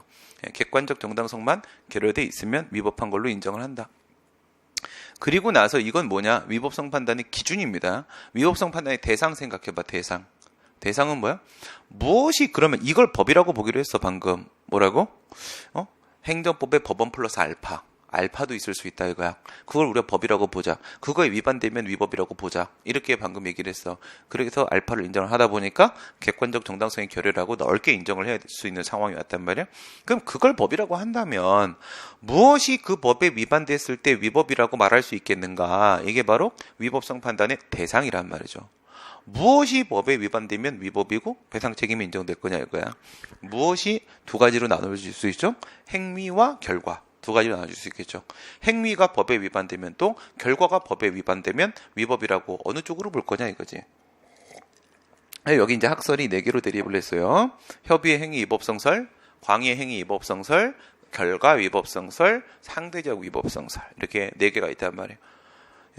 협의의 행위 위법성설은 취소행위랑 똑같이 보는 거예요. 직무행위가 법에 위반되면 위법이다. 근데 광의행위 위법성설 같은 경우에는 그 공무원 자신의 직무행위뿐만 아니라 자신의 직무 말고도 공무원 개인의 행위가 일탈 행위가 있으면 그것도 위법으로 인정하겠다는 거예요. 넓게 봐버렸죠. 행위의 범위를. 결과 위법성설이라는 것은 그 처분 때문에 발생한 결과로서 뭐 손해가 위법하면 돼요. 손해가 어떻게 위법하죠? 수인한도론이라는 불문법에 위반되면 돼요. 수인한도론. 그러니까 손해가 도저히 참고 견딜 수 없는 정도의 수준의 손해가 발생하면 그걸 위법으로 보자 이렇게 주장하는 분들이야. 상대적 위법성설은 뭐 손해의 정도 및 뭐 행위의 태양, 금성, 수성, 목성, 토성 뭐 이런 거 태양계에 위반되면은 위법이다 이렇게 보는 겁니다. 빨리 여기서 웃어줘 빨리. 웃으라고 한 얘기에서 웃어줘야 돼. 그래 내가 힘이 나. 웃기지? 진짜 웃긴다. 태양계를 그치? 그래서 그걸 상대적 위법성설은 결론은 그냥 이렇게 보면 된다라고. 그게 뭔 소린데요? 하면은 이제 교수님들이 이렇게 말씀을 하세요. 그러니까는 상대적 위법성설은 결국은 케이스 바이 케이스다는 얘기야. 결론은 개별적으로 더 하자 이건데. 근데 그 광의행위 위법성설과 그리고 결과 위법성설의 합집합 정도의 수준이다 이렇게 보거든요.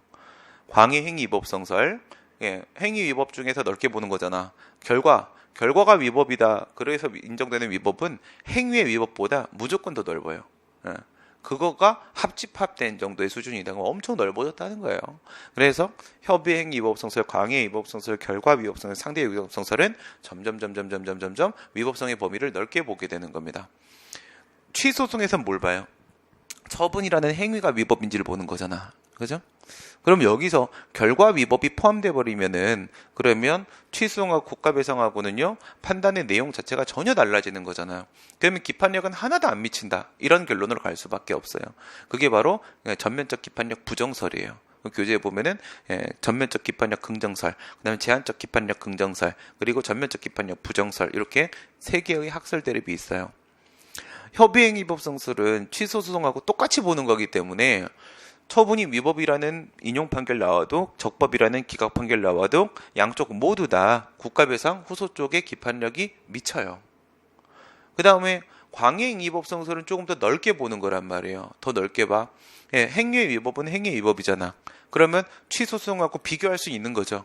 비교할 수 있는데 국가배상에서의 위법을 좀 더 넓게 보니까 그러면 취소소송에서 위법이면 국가배상에서는 당연히 위법이 되는 것이고 취소송이 더 엄격한 겁니다.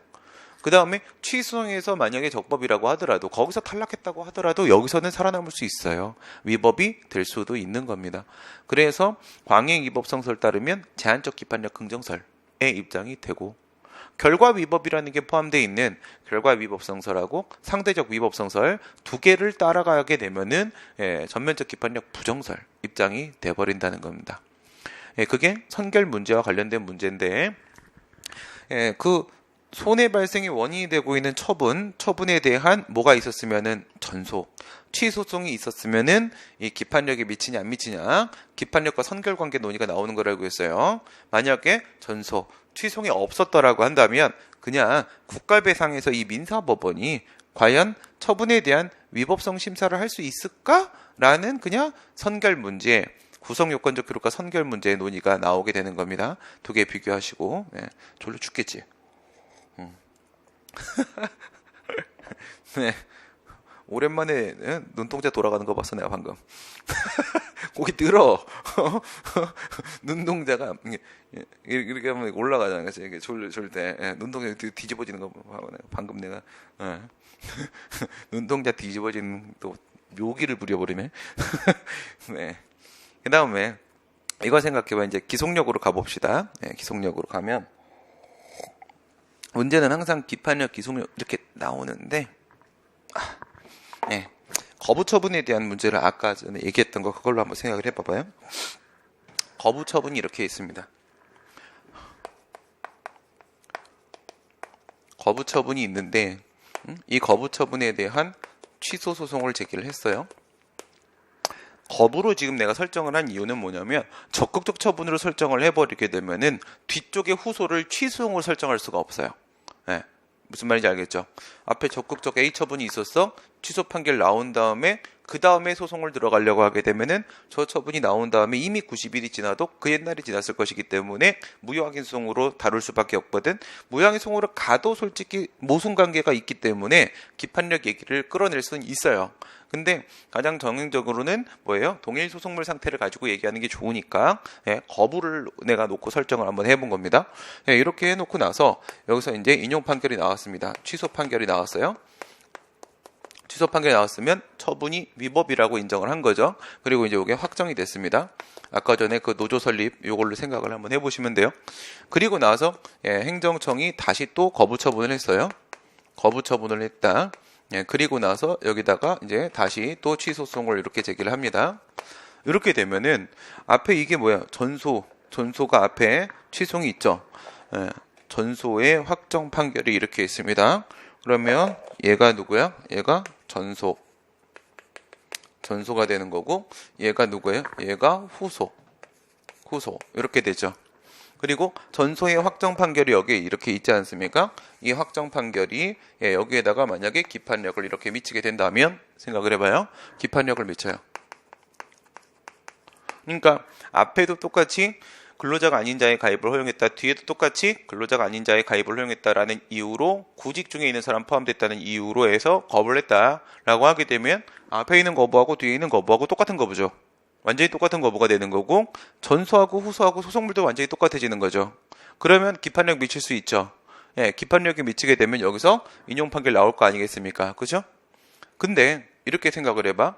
그 기판력까지 가지 말고요. 가지 말고 얘 있잖아요. 얘. 거부 처분. 또다시 한 재처분. 이게 기속력에 위반되는지 안 되는지 이걸 한번 보자는 거예요. 기속력은 뭐냐? 판결의 취지에 따라 행동하라는 거예요. 행정청은, 행정기관은 인용 판결에서만 인정됩니다. 판결의 취지에 따라서 행동을 하라. 그러면 판결의 취지는 뭐예요? 구직 중에 있는 자는 근로자가 맞으니까 수리를 거부하지 마 라는 거잖아. 수리를 거부하지 마 라고 했는데 여기서 수리를 또 거부했단 말이에요. 수리를 또 거부했다. 그러면 이거는 기속력이 3개 있었죠. 뭐뭐 있었어? 부작위 의무 부과하는 거, 소극적 의무로서의 반복금지 의무라는 게 있었지. 그 다음에 작위, 뭐 하라고 하는 거, 적극적 의무로서의 재처분 의무하고, 그 다음에 원상회복 의무하고 2가지가 있었죠. 여기서 반복금지 의무 이쪽 얘기하는 겁니다. 왜냐하면 위반이라는 것은요, 준수하고 위반하고 이거는 부작위 쪽이에요. 부작위 쪽. 작위 쪽에서는 뭐라고 얘기해요? 그 자기 의무를 이행하고 불이행하고 라고 부르는 겁니다. 준수와 위반은 부작위의 문제고 이행과 불이행은 그건 작위의 문제가 되는 거란 말이에요. 오케이? 그러니까 이 기속력에 위반돼서 이거는 잘못된 거고야 기속력이 위반되는 거야 라고 얘기하려면은 부작위 쪽인 반복금지 의무 쪽이어야 되는 거죠. 반복금지 의무에 위반돼서 얘가 뭐야? 위법 무효가 된다고요. 얘가 뭐예요? 위법 무효 이렇게 된단 말이에요. 위법 무효. 왜 중대하고도 명백해서 아예 무효야 이렇게 볼 수 있는 이유가 뭐라고? 판결문에 뭐가 잘못되어 있는지가 다 나와 있다고 했죠. 근데 똑같은 짓을 또 한 거잖아. 이건 아주 명백한 잘못이란 말이죠. 그러면 여기서부터 여기까지가 뭐예요? 이 취소 판결부터 여기서 이 처분까지 여기 오는 이게 기속력이란 말. 이게 기속력이란 말이죠. 그러면 확정 판결의 기판력은 이렇게 미치고 기속력은 이렇게 미치죠. 네, 그러면 여기서 이게 무효가 돼 버리면 이 취소는요. 이 기판력 때문에도 인용될 수가 있지만, 그죠? 근데 취소는 60점 맞으면은 인용 판결 받을 수 있는데, 무효니까 이거 80점 맞아온 거잖아, 지금. 그죠? 그러면 이 취소에서 이거 기속력 위반이어서 위법 무효니까 인용 판결. 이렇게 나올 수도 있는 거죠. 그렇겠죠.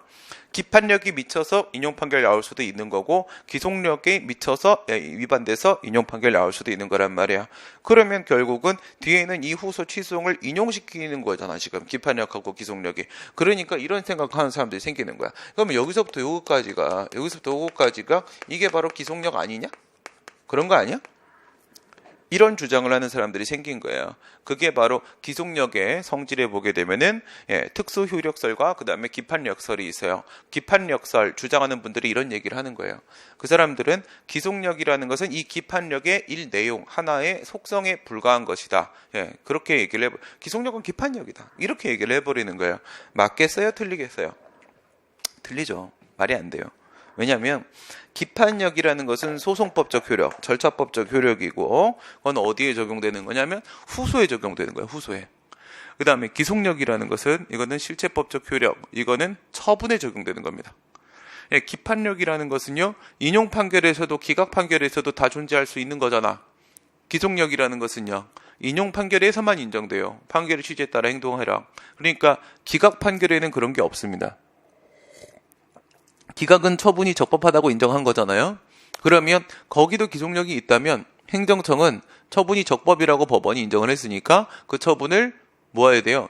스스로 취소하지 말고 그대로 유지를 해야 될 겁니다. 만약에 기속력이라는 게 인정된다면.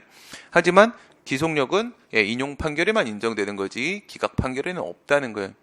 또 우리 이런 것도 배웠죠. 기판력은 인용 판결, 기각 판결 모두 다 존재하지만은 뭐에는 없다고 했어요.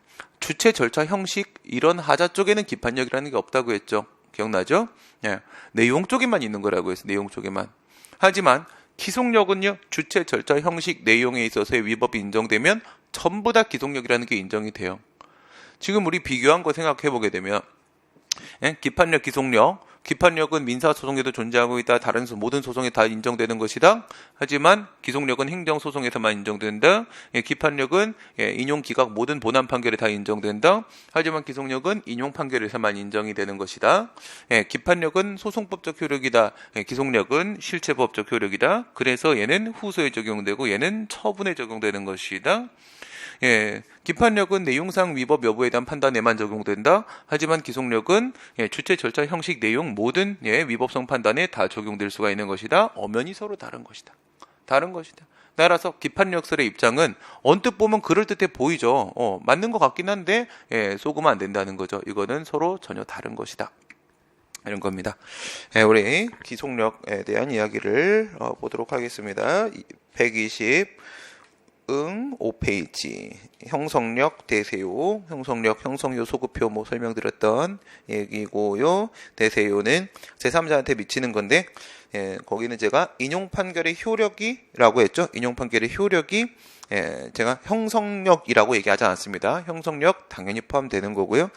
기속력 봅니다. 맨 밑에 취소 판결이 확정이 되면 처분행정청 및 관계행정청이 판결의 취지에 따라서 행동하도록 의무를 부과하는 무슨 의무? 행동 의무.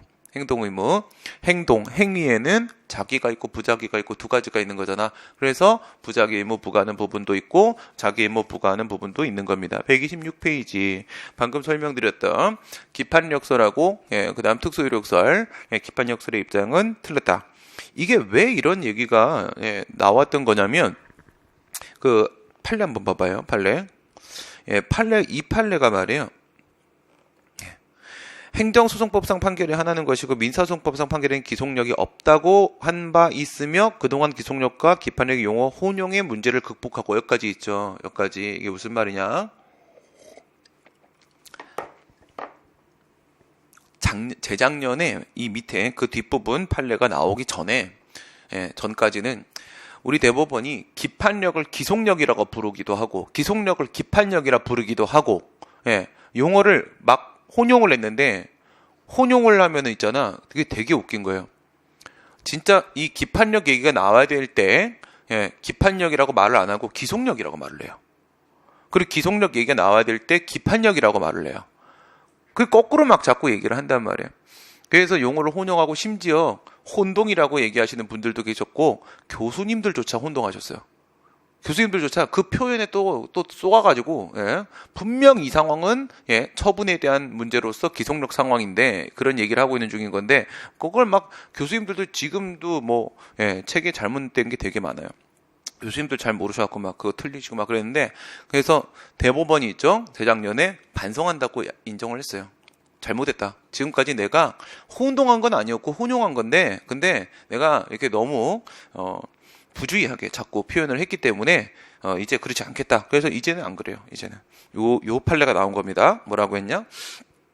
행정소송법 30조의 기속력 규정 있잖아요. 30조, 29조의 대세요, 30조의 기속력, 30조를 근거로 인정되는 기속력하고, 그 다음에 우리 행정소송법 제8조 2항이 민사소송법 준용하잖아요. 그래서 8조 2항을 타고 민소법 216조, 218조에 있는 기판력을 우리 쪽에 지금 준용해서 기판력을 인정하고 있는 것이고, 그래서 서로는 완전히 다른 것이다 라고 스스로 인정을 해버렸습니다.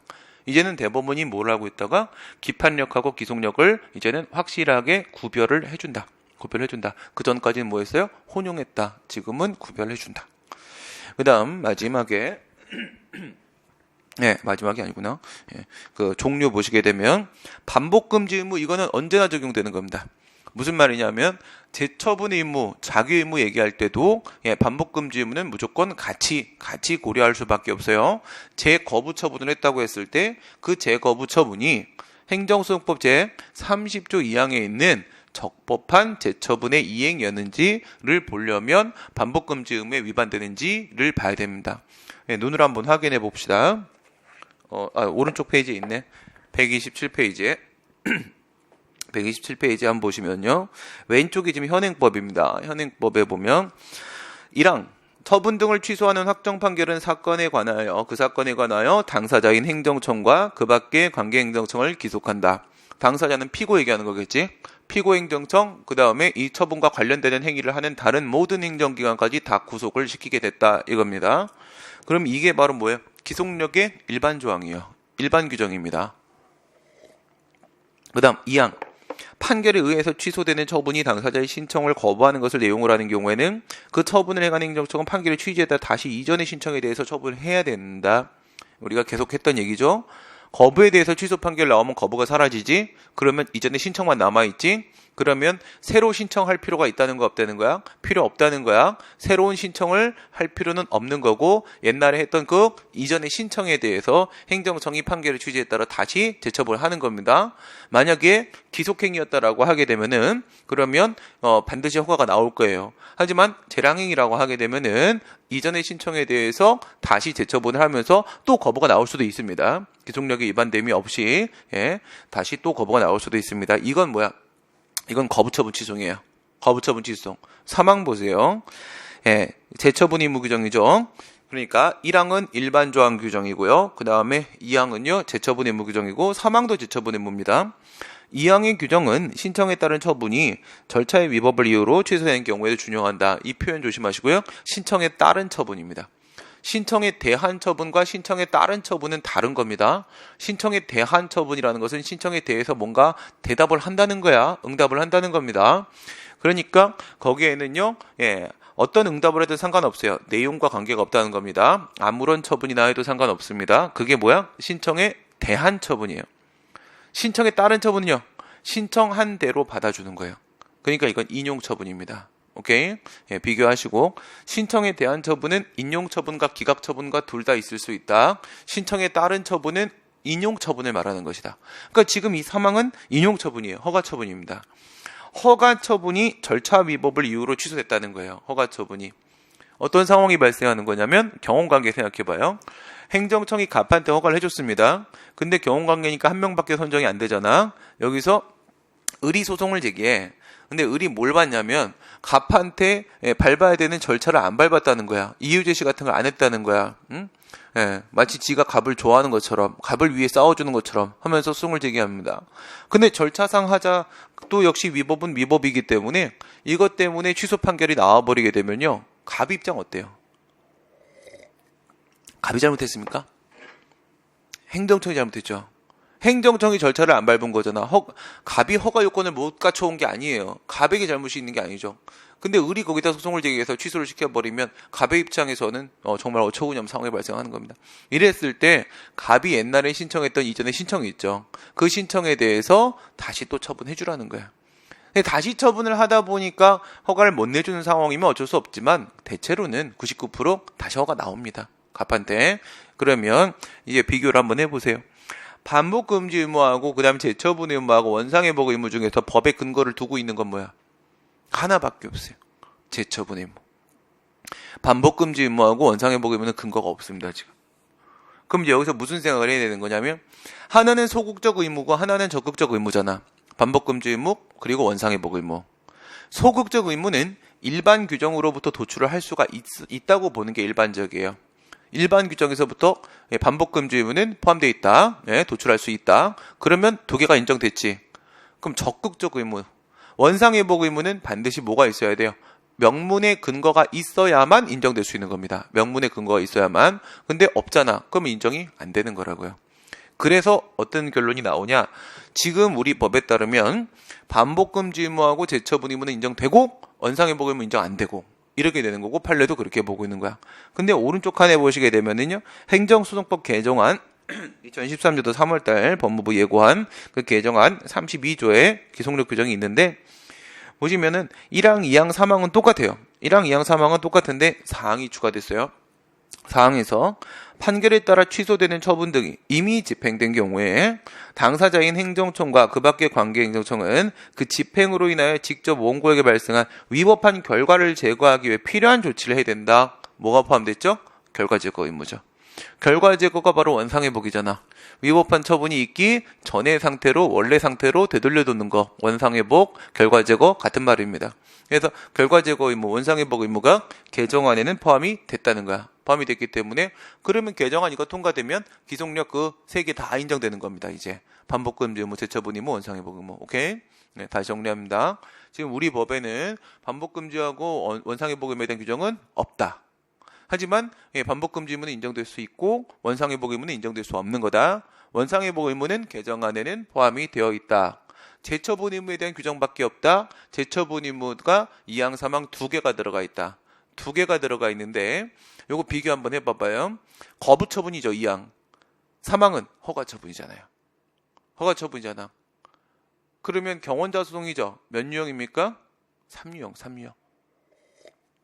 그래서 3유형. 그러니까 2항에 있는 재처분 의무라는 것은요, 2유형, 4유형 요구소송 쪽입니다. 2유형, 4유형. 2유형은 뭐야? 상대방 요구소송. 4유형은 제3자 요구소송. 요구소송 쪽이 바로 2항. 그 다음에 3항은 뭐예요? 3항은 방어소송 3유형 쪽입니다. 3유형 쪽. 여기서 질문. 거부처분이 절차상 하자로 취소가 되었다면 몇 항의 적용을 받아서 재처분 의무를 부과받게 되는가, 행정청은? 거부처분이 절차상 하자로 취소가 된 거야. 거부처분이 절차상 하자로 취소됐습니다. 2항이다? 3항이다? 2항, 3항이 동시에 적용된다. 뭐가 맞을까? 거부처분이 절차상 하자로 취소가 됐습니다. 2항입니까? 3항입니까? 2, 3항 동시입니까? 에? 뭐라고?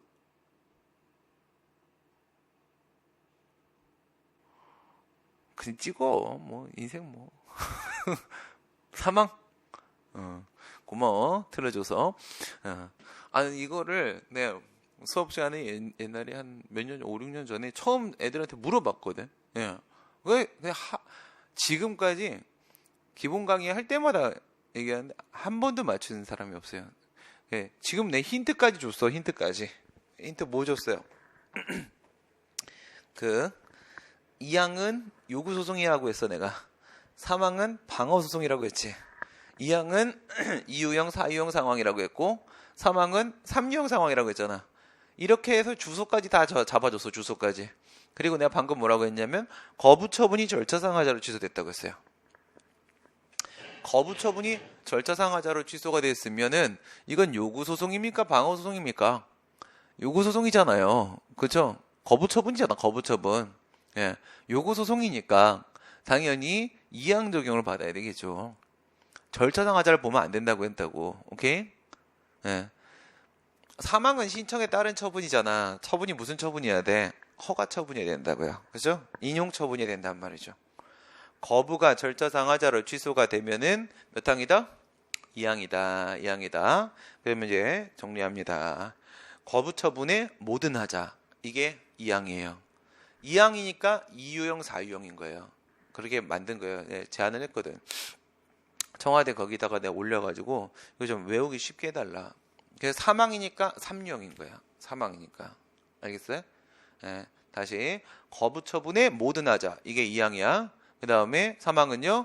인용 처분의 절차하자. 여기로만 한정되는 겁니다. 인용 처분의 절차하자. 그게 사망 쪽이 되는 겁니다. 네, 우리 법조문도 확인을 해봤고 그 다음에 적용 범위 보겠습니다. 적용 범위 보시면 적용 범위는 30조 1항에 나와 있죠. 피고 행정청과 함께 관계행정청까지. 관계행정청은 그 처분과 관련되는 행위를 하는 모든 행정청 다 얘기하는 겁니다. 그 다음 객관적 적용 범위. 예, 기판력은 어디에 미치는 거야? 판결? 주문 부분에 미치는 거지. 그 다음에 기속력은 어디에도 미치는 거야? 판결, 주문과 함께 이유 부분에까지도 미친다는 말이야. 그러면 기속력은 인용 판결에서만 인정되는 거라고 했지? 처분이 위법이라고 인정됐을 때만 인정되는 거야. 그러면 판결, 이유 부분에 뭐가 나와 있겠어? 이 처분이 어떤 법에 위반돼서 위법해졌는지에 대한 실체법적인 판단이 판결, 이유 부분에 나와 있겠죠. 그죠? 예, 실체법적인 판단은 어디 있다? 어느 법에 위반된다 라는 얘기는 판결 이유 부분에 있다. 그러니까 기속력은 판결 이유 부분에도 미치니까 그래서 기속력이 바로 실체법적 효력이 되는 겁니다. 실체법적 효력. 예, 판결 이유 부분에 안 미치니까 기판력은 그냥 결론만 갖고 얘기하는 거니까 소송법적 효력이 되는 것이고 얘는 판결 이유 부분에 실체법 내용이 담겨 있기 때문에 그래서 실체법적 효력이 되는 거다. 그 다음에 시간적 적용 범위를 보세요. 시간적 적용 범위. 우리 위법성 판단 기준시가 어디하고 어디로 반영돼서 문제가 출제된다? 첫 추변하고 기속력하고. 그죠? 처분 사유 추가 변경의 시간상 한계는 그 표준시가 기준시라고 했습니다. 그 다음에 기속력의 시간적 적용 범위도 역시 그 표준시가 기준시가 되는 겁니다. 두 개야. 첫 추변, 기속력. 기준시가 위법 판단 기준시가 영향 주는 곳은 두 개야. 했을 때 첫 추변은 왜 기준시를 가지고 얘기할 수밖에 없었다고 했어? 법원은 기준시가 처분시든 판결시든 간에 그 기준시 이후 상황에 대해서는 그 기준시 이후에 개정된 법령이나 변경된 사정에 대해서는요. 법원이 원래부터 판단할 수 있는 권한이 없잖아. 없기 때문에 그 뒤쪽 상황을 아무리 주장을 해봐야 소용이 없다는 거예요. 그래서 첫 추변의 표준시가 기준시가 되는 겁니다. 원래부터 법원이 판단할 수 없는 영역의 문제란 말이에요. 주장해봐야 소용이 없단 말이지. 그 다음 두 번째, 기속력은 왜 기준시가 표준시가 될까? 기속력은 판결의 취지에 따라 행동하라고 하는 거잖아. 판결의 취지는 법원이 판단해본 범위 안에 판결의 취지가 있을 거 아니야. 법원은 기준시까지 존재했던 법령 상태, 사실 상태에 대해서만 판단을 내렸을 거 아니야. 그러니까 기준시를 벗어나면 그 부분에 대해서는 법원이 판단 내려본 적이 없고 법원이 판단 보고 듣지도 못한 부분에 무슨 판결의 취지가 있을 리가 없잖아. 법원의 생각이 거기에 담겨 있을 리가 없겠죠. 뭐라고요? 판결의 취지에 따라 행동을 하라는 게 바로 기속력인 건데 판결의 취지는 법원이 판단을 해본 시간적 범위 안에 있는 거고 법원은 어디까지 판단을 했느냐는 기준시를 통해 우리가 살펴볼 수가 있으니까 기준시가 표준시가 될 수밖에 없다는 겁니다. 오케이? 그러니까 첫 추변과 기속력이 표준시가 기준시가 되는 것은 다 이유가 있는 거예요. 그냥 외우는 문제가 아니고. 그렇죠? 여기 소송법적 효력으로서 기판력은 뭐였어요? 판결시였죠. 판결시. 사실심, 변론 종결시. 왜냐? 언제까지, 이건 소송법 적용력이잖아. 그러니까 언제까지 제출한 소송 자료 가지고 나온 결론이냐? 이것만 보면 되는 거야. 그래서 언제까지 소송 자료를 제출할 수 있는지를 봐야 되는데 그게 바로 사실심까지더라 이거야. 다 이유가 있는 겁니다. 그다음 위반의 효과. 이거는 계속 얘기했죠.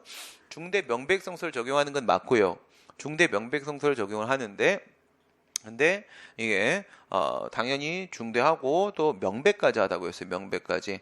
마치 성문법에 확정 개념으로 되어 있는데 대놓고 위반하는 것처럼 판결문에 다 설명되어 있는데 대놓고 위반한 거기 때문에 이거는 확실히 무효다라고 볼 수 있다고 했습니다. 그다음 그다음 얘기 한번 볼게요. 간접강제입니다. 간접강제. 이게 하루에 500만 원씩 주거든요. 괜찮죠? 어디냐고? 네, 가서 일하고 싶어? 하루에 500만 원씩. 보통 하루에 500만 원 벌잖아, 다. 그렇죠? 네. 집에 다 집사 한 명씩 있고, 그렇죠? 네, 고양이도 집사 있는데 뭐. 그렇죠, 다. 뭐냐면 이렇게 생각해봐요. 지금 내가 하는 얘기가 이게 성립이 되는지 한번 생각해봐. 갑하고 을하고 둘이가 친구야. 갑은 공무원 시험을 준비하고 있어. 을은 사업을 준비하고 있어. 둘이가 같이 잘 먹고 잘 살고 싶어. 둘이가 친한 친구야.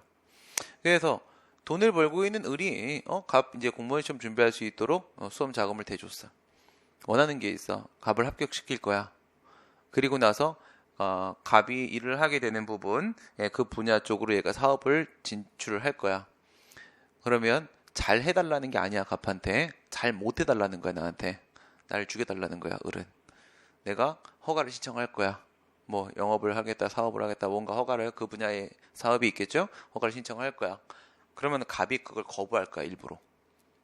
갑이 거부할 거야. 아주 위법하게 거부할 거야. 그래서 갑이 을한테 다 알려줄 거야. 코치를 해주겠지. 훈수를 둘 거야. 이렇게 완벽하게 준비해와. 이게 필요한 거야. 그랬구먼. 준비를 다 해. 서류 다 넣었어. 다 넣었는데 얘는 정면으로 법에 위반되게 거부를 해버려. 그럼 이제 을이 거부에 대한 소송을 제기할 거야. 확실히 위법이기도 하고 갑은 거기에 대해서 방어를 안 할 거야. 그냥 자백을 막 해버릴 거야. 위법입니다. 난 위법한 짓을 한 게 맞습니다. 그래서 취소 판결이 나올 거야. 그럼 갑이 항소를 안 할 거야. 그냥 확정을 시킬 거야. 그러면 이제 30조 2항에 따라 재처분이 뭐가 부과되겠지. 허가를 내줘야 되잖아. 허가를 내줘야 되는데 얘가 허가를 안 할 거야. 얘는 뭐 할 거야? 아무것도 안 할 거야. 그냥 가만히 있을 거야, 갑은. 그러면 34조에 간접강제 신청할 수 있어요. 그럼 간접강제 신청을 하지. 그러면 1심 법원에서 하루에 500만 원씩 을에게 줘라 라고 이제 국가는 하루에 500만 원씩 을에게 줘야 된다 이렇게 결정을 할 거야. 그러면 이제 갑은 뭐 할 거야? 존나 성실하게 500만 원씩 줄 거야, 을한테. 하루에 500만 원씩 줄 거야. 그러면 한 달은 얼마 될 거야? 한 달이면은 1억 5천 될 거야. 그치? 1년이면 15억. 18억 나오겠네. 18억. 그죠? 근데 2년 동안 처분 안 해줄 거야, 갑은. 그러면 2년 동안 얘는 얼마를 벌 수 있어요? 36억? 그러면 둘이서 18억씩 나눌 거야. 근데 그 사이에 갑은 뭐 되겠어요? 파면 될 거야. 괜찮아. 공무원 관심 없어. 둘이 18억씩 가졌잖아? 그리고 외국으로 나갈 거야. 처벌받을 테니까. 그죠? 나갈 거야. 괜찮죠? 괜찮아, 안 괜찮아? 가능해, 불가능해, 이거. 응? 가능해요. 가능합니다. 그래서 친구를 잘 사귀시고 준비를 하시고 비슷한 이런 얘기 한번 해볼까? 지금 기속력 얘기하고 있어요. 신림동에서 사법시험과 행정고시를 준비하던 갑과 을이란 두 친구가 있어요. 둘은 아주 좋은 점수로 합격을 했지요. 여기서 이제 배경 지식. 사지생은 행정법을 못한다. 알겠죠? 그 변호사들이 행정소송을 못하는 이유가 공부를 해본 적이 없어서 그래요. 왜냐하면 나머지 6법과 행정법이 너무 달라요. 행정법을 잘하면 나머지 6법이 헷갈려요. 이쪽을 잘하면 이쪽을 잘할 수가 없어요. 이걸 양쪽을 다 잘하면 그냥 그 새끼는 천재예요, 원래. 그런 경우가 거의 없거든. 그래서 6법으로 승부를 걸고 이거는 40점 꽈락만 면에서 통과를 하는 게 보통 사시 합격이에요. 근데 행정고시에는 법이 행정법밖에 없어요. 다른 법은 몰라도 행정법만큼은 행시 애들이 훨씬 탁월해요. 라는 전제를 깔고 들어갑니다. 사실이고요. 그럼 봐봐. 얘가 사무관이 됐어. 그리고 얘가 처분을 했어. 위법한 처분을 했어. 그래서 얘가 이제 행정소송을 국민이 제기를 했고 얘가 이제 소송에 들어갔어요. 근데 그 재판부에 판사가 누구냐면 주심 판사가 자기 친구야. 을이야. 그러니까 을이 그랬지. 너 행정법 모르냐? 그 위법이야. 취소를 해버렸어요. 그랬더니 이 갑이 그 다음에 다른 사람한테 또 그 법을 집행하면서 또 똑같은 처분을 했어요. 근데 그 사람이 또 소송을 제기했겠죠. 그랬더니 또 판사 자리에 누가 앉아있어? 친구 또 앉아있는 거야. 그래서 얘가 장난하냐 너? 하지 말라고 그거. 그랬더니 이제 갑이 또 딴 사람한테 또 그 법을 또 그렇게 집행했어요. 그래서 또 위법한 처분을 했어요. 그래서 또 소송을 제기했어요. 세 번째 만났지. 너 친구가 뭐라고 할게? 죽을래? 그랬거든? 그랬더니 그 사무관이 뭐라고 했을까? 너 아직도 행정법 못하는구나. 그랬어요. 무슨 말인지 알겠어요? 기속력은 당해 사건에만 적용돼요. 기속력은 당해 사건에만 적용되는 것이기 때문에 지난번에 예를 들어서 A한테 했던 처분, B한테 했던 처분, C한테 이번에 한 처분, 이 세 개의 처분은요, 다 다른 사건이잖아요. 상대방이 달라졌잖아, 상대방이 달라졌으니까 A, B, C 상대방이 달라졌으니까 이건 다 다른 사건이 되는 것이고 다른 사건이기 때문에 이전에 취소 판결이 기속력이 미치지 않아요. 기속력이 미치면 위법 무효가 되겠지. 근데 그런 게 아니란 말이에요. 그러면 법원은 뭐 해야 돼요? B가 또 소송을 제기하게 되면 그에 대해서 또 실체적인 재판을 다 해야 돼요. 또 갑이 또 그 짓을 해갖고 C가 또 소송을 제기하게 되면 법원은 또 재판을 다 해야 되는 겁니다. 그래서 결국 판사인 친구와 사무관인 친구는 또 이번에도 사무관의 완승으로 끝났죠. 걔는 아직도 행정법을 모르는 거야. 그게 결론이죠. 네. 그래서 간접강제 신청, 간접강제 이 생각을 해봅시다. 5분만 하고 쉽게 죽으려고 하지 말고 내가 죽어야 되는데 앞에서 너가 죽으면 나는 너를 묻어주다가 내가 죽을 것 같아. 그러면 어디다가 묻어버리지? 내가 묻을 힘이 없는데? 책상 밑에다가 그냥 묻어야겠다. 저기다 넣으면 되겠네요. 저거 뭐라고 부르는 거야? 뭐 콘솔 박스 뭐 이렇게 부르는 거야? 저기다가 저기 들어가겠다, 그치? 들어 밖에 유리로 되어 있는 걸 거꾸로 돌려놓으면 사람 있는지 모르겠지? 그럼 이제 시체 썩어서 냄새 나기 시작하면 이제 알겠지? 아 힘들어. 그래서 이 생각을 해봐. 그 거부 처분 조금만 갖고 생각해 볼게요. 거부 처분에 대한 취소가 됐는데 재처분을 안 해요. 그러면 어떻게 해야 돼? 재처분을 하도록 유도를 해야 되겠지. 하도록 만들어야 돼. 그런 걸 우리가 뭐라고 얘기하냐면 기속력 확보 수단이라고 그래요. 기속력 확보 수단 이행 강제 제도라고 한단 말이야. 그 재처분을 하도록 적법하게 판결 취지에 따라 재처분을 하도록 이행을 강제해야 된단 말이야. 강제하는 방법은 두 가지가 있다고. 첫 번째, 직접적 강제 수단이 있고 간접적 강제 수단이 있고 두 개가 있는 거야. 직접적 강제 수단은요, 이렇게 기억해요. 동일 상태 실현. 의무를 이행한 것과 동일한 상태를 실현시키는 거야. 간접적 강제 수단은요, 자진이행 유도. 자진이행 유도. 그 의무자가 스스로 의무를 이행하도록 유도하는 거야. 동일 상태 실현, 자진이행 유도. 이거란 말이야. 그러면 얘가 재처분을 해야 되는데 재처분 행정처에 안 하고 있잖아요. 동일 상태 실현하려면 어떻게 해야 되겠어? 법원이든 행정심판위원회든 그 심판기관이 스스로 처분을 내버려야 되는 거야. 그럼 동일 상태 실현된 거잖아. 행정처에 허가를 해줘야 되는데 허가를 안 해주고 있으니까 법원이 행정심판위원회가 허가를 내줘버리는 거지. 뭐로? 재결의 형식으로, 판결의 형식으로? 아니, 진짜 처분의 형식으로. 법원이랑 행정심판위원회가 진짜 처분청으로 변신해서 처분을 내줘야 되는 거예요. 그러면 그게 바로 직접적 강제수단이 되는 겁니다. 가능할까요? 가능한 경우가 있어요. 그다음 두 번째 간접적 강제 수사는 뭐야? 간접적 강제 스스로 처분을 하도록 유도를 하기 위해서 계속 심리적 압박을 줘야죠. 그죠? 계속 푸시를 해야 돼요. 압박을 주려면 뭘로 압박을 주는 게 제일 효과가 있어요? 때려? 아니요. 맞는 건 계속 맞을 수 있어요. 네. 돈이죠. 그죠? 돈이죠. 금전으로 무기를 삼아서, 금전을 무기 삼아서 금전으로 심지어 압박을 넣는 거예요. 그게 바로 이 간접적 강제 수단이 되는 거예요. 그러면 행정심판하고 행정소송에서 뭐가 인정될까? 행정소송에는 간접적 강제수단, 요 간접강제제도밖에 없어요. 이건 돈 주라는 거지 배상명령제도라고 합니다. 배상명령제도.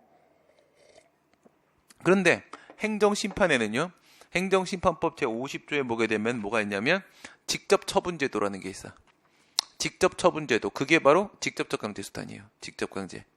직접 처분을 해버리는 거야. 행정심판위원, 심판기관인 행정심판위원회가 직접 처분을 해버리는 겁니다. 작년에 원래 없었는데 작년에 행정심판에도 간접강제가 도입됐어요. 도입됐기 때문에 이제 행정심판에는 모든 강제수단이 다 있어요. 소송에는 간접강제만 존재하는 겁니다. 그럼 소송에는 직접강제가 도입될 수 있을까 없을까? 절대로 도입될 수 없습니다. 알겠어요? 법이 개정이 된다고 하더라도 절대로 도입될 수가 없습니다. 이 생각을 한번 해봐봐. 행정소송법 개정안에는 뭐가 있다고 했지? 의무이행소송이 있다고 했죠. 적극적 형성소송이 있어 없어? 그건 없어요. 우선 기본적으로 그게 인정돼야 돼요. 적극적 형성소송이 인정이 돼야지만, 다시 말해 법원이 판결의 형식으로라도 처분을 내줄 수 있어야지 더 나아가서 아예 처분의 형식으로 처분을 내줄 수 있을까라는 고민이 시작될 수 있는 거예요. 도입 논의가 나올 수 있는 거예요. 최소한 자기 방식으로, 판결 방식으로라도 적극적 형성 판결을 내릴 수 있어야 됩니다. 그래야지 그 다음 단계에서 법원이 과연 처분의 형식으로 직접 처분을 아예 때려버릴 수 있을까라는 생각이 들 수 있어요. 근데 개정안이 통과돼도 적극적 형성소송은 없어요. 그리고 어떤 상황에서 적극적 형성소송은 도입되지 않을 겁니다. 도입되면 행정부가 사라져요. 그런데 행정심판은 어때? 행정심판법에 적극적 형성심판이 있어요 없어요? 없죠. 의무이행심판까지만 있죠. 하지만 있어요. 있다고. 왜 있냐면 행정심판법 43조 5항에 보게 되면은 의무이행 재결의 형식에 대한 규정이 있습니다. 의무이행 심판의 인용 재결이야. 거기에 보면 두 개가 들어와 있어. 원래 의무이행 심판이었으면 뭘 해야 되는 거냐면 이행 명령 재결, 처분 명령 재결을 해야지 그게 정상이야. 오케이? 그래서 행정소송법 개정안에도 의무이행 소송의 인용 판결, 의무이행 판결에는 처분 명령 판결밖에 없어요. 그게 원래 의무이행 소송이고 의무이행 심판인 거야. 처분 명령 재결, 처분 명령 판결을 해야 되는 거거든. 그런데 행정심판법 43조 5항에는 뭐도 있냐면 처분을 하거나라는 표현이 나와요. 처분을 하거나. 이거는 이행 명령 재결이 아닙니다. 처분 명령 재결이 아니라 아예 처분 재결이에요. 처분 재결. 그러니까 행정심판위원회가 재결의 형식으로 아예 허가를 내줄 수 있다는 거예요. 재결의 형식으로 처분을 내준다. 이게 바로 뭐야? 적극적 형성 재결이란 말이에요. 적극적 형성 재결. 그럼 적극적 형성심판이 있는 거나 마찬가지인 거예요. 우리 행정심판법에는 뭐가 인정되고 있다? 적극적 형성심판이 사실상 인정되고 있어요. 그러니까 재결의 형식으로서 뭘 할 수 있고 처분해 줄 수 있으니까 처분의 형식으로도 할 수 있지 않을까라는 생각이 든 거고 도입을 한 겁니다. 도입을 한 거야. 근데 소송에는 적극적 형성소송에 대한 규정이 지금도 없고 개정안에도 없고 도입도 될 수 없어요. 권력분립의 문제 때문에. 그래서 도입이 될 수 없으니까 소송에는 몇 년이 지나도 뭐밖에 존재할 수밖에 없다. 간접강제밖에는 존재할 수 없는 것이다. 오케이. 심판에는 직접강제, 간접강제 지금은 다 있다. 소송에는 간접강제만 있다.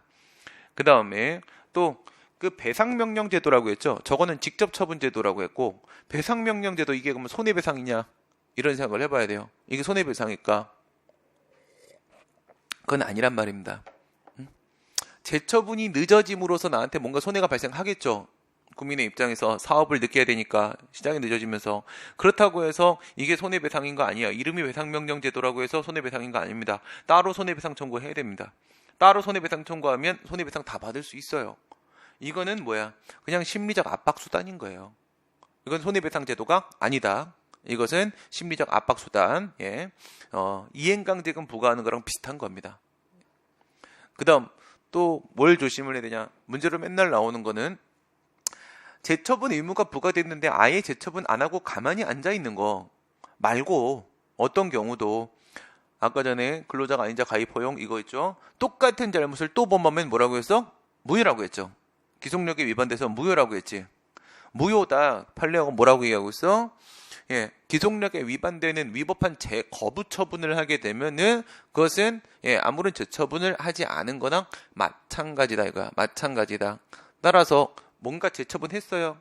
뭔가 재처분했어도 기속력 위반이면 뭘 인정해주겠다. 간접강제 신청을 인정해주겠다는 겁니다. 그러면 이거를 방금 심판 쪽엔 뭐가 있다고 했지? 직접처분제도 있다고 했지. 직접강제제도. 그거는 안 돼요. 이 생각을 해봐. 직접강제 심판기관이 엄청 적극적으로 강도 높게 개입을 하는 거잖아, 지금. 간접강제는 좀 이제, 좀 떨어져서 이렇게 푸시만 하는 거잖아. 그러면 직접강제는 엄격한 요건 하에서 좁게 인정되겠지. 간접강제는 좀 완화된 요건으로 넓게 인정될 수 있겠지. 바로 그 부분의 차이가 기속력에 위반되는 무효인 재거부 처분한 상황이에요. 그러니까 완화되는 간접강제는 무효인 재거부 처분하면은 신청을 할 수 있어요. 간접강제는 넓게 인정되니까. 근데 뭐는 안 돼. 직접강제는 신청할 수 없습니다. 직접강제는 재거부 처분을 기속력 위반되게 하더라도 뭔가 재처분만 했지? 그럼 못 신청해요. 아주 엄격해지게 된다. 이거야. 그러면 이런 측면이 또 한 가지 생각해봐. 또 직접강제를 비교해볼게. 여기 지금 간접강제 보면은 교재 뭐가 돼 있어요? 즉시 배상명령 할 수 있다라고 했죠. 즉시 배상명령. 1심 법원에다가 내가 간접강제 신청하면은 다시 한번 야 행정청 빨리 하라고 라고 시정명령을 다시 안 하고 법원이 1심 법원이 바로 그냥 배상명령 할 수 있어요. 바로 즉시 배상명령 할 수 있다고. 한데 직접강제 같은 경우에는 상당히 강도 높게 개입을 하는 것이기 때문에 이 절차의 측면, 방금 전에 요건의 측면뿐만 아니라 요번에 요 절차의 측면에서도 또한 엄격해집니다. 무슨 말이냐? 행정심판법 50조에 있는 직접강제 가게 되면 여기는 즉시 직접처분 안 됩니다. 즉시 직접처분 안 되고 얘는 반드시 시정명령의 단계를 한 번 또 거쳐줘야 돼요. 한 번 더 기회를 꼭 줘야 됩니다. 꼭 주고 그런데도 행정청이 말을 안 듣지? 그러면 그때 직접처분이라는 것을 하게 되는 거다. 오케이? 네. 그래서 우리가 판결의 효력, 간접강제, 강제수단까지 해서 다 봤습니다. 네, 잠깐 쉬었다가 우리 이제 무효확인 소송, 부작위협 항의 소송, 종국 판결에 의하지 않는 취소의 종류는 안 하겠습니다. 이 문제 안 나와. 전혀 안 나와. 135페이지로 넘어가도록 하겠습니다.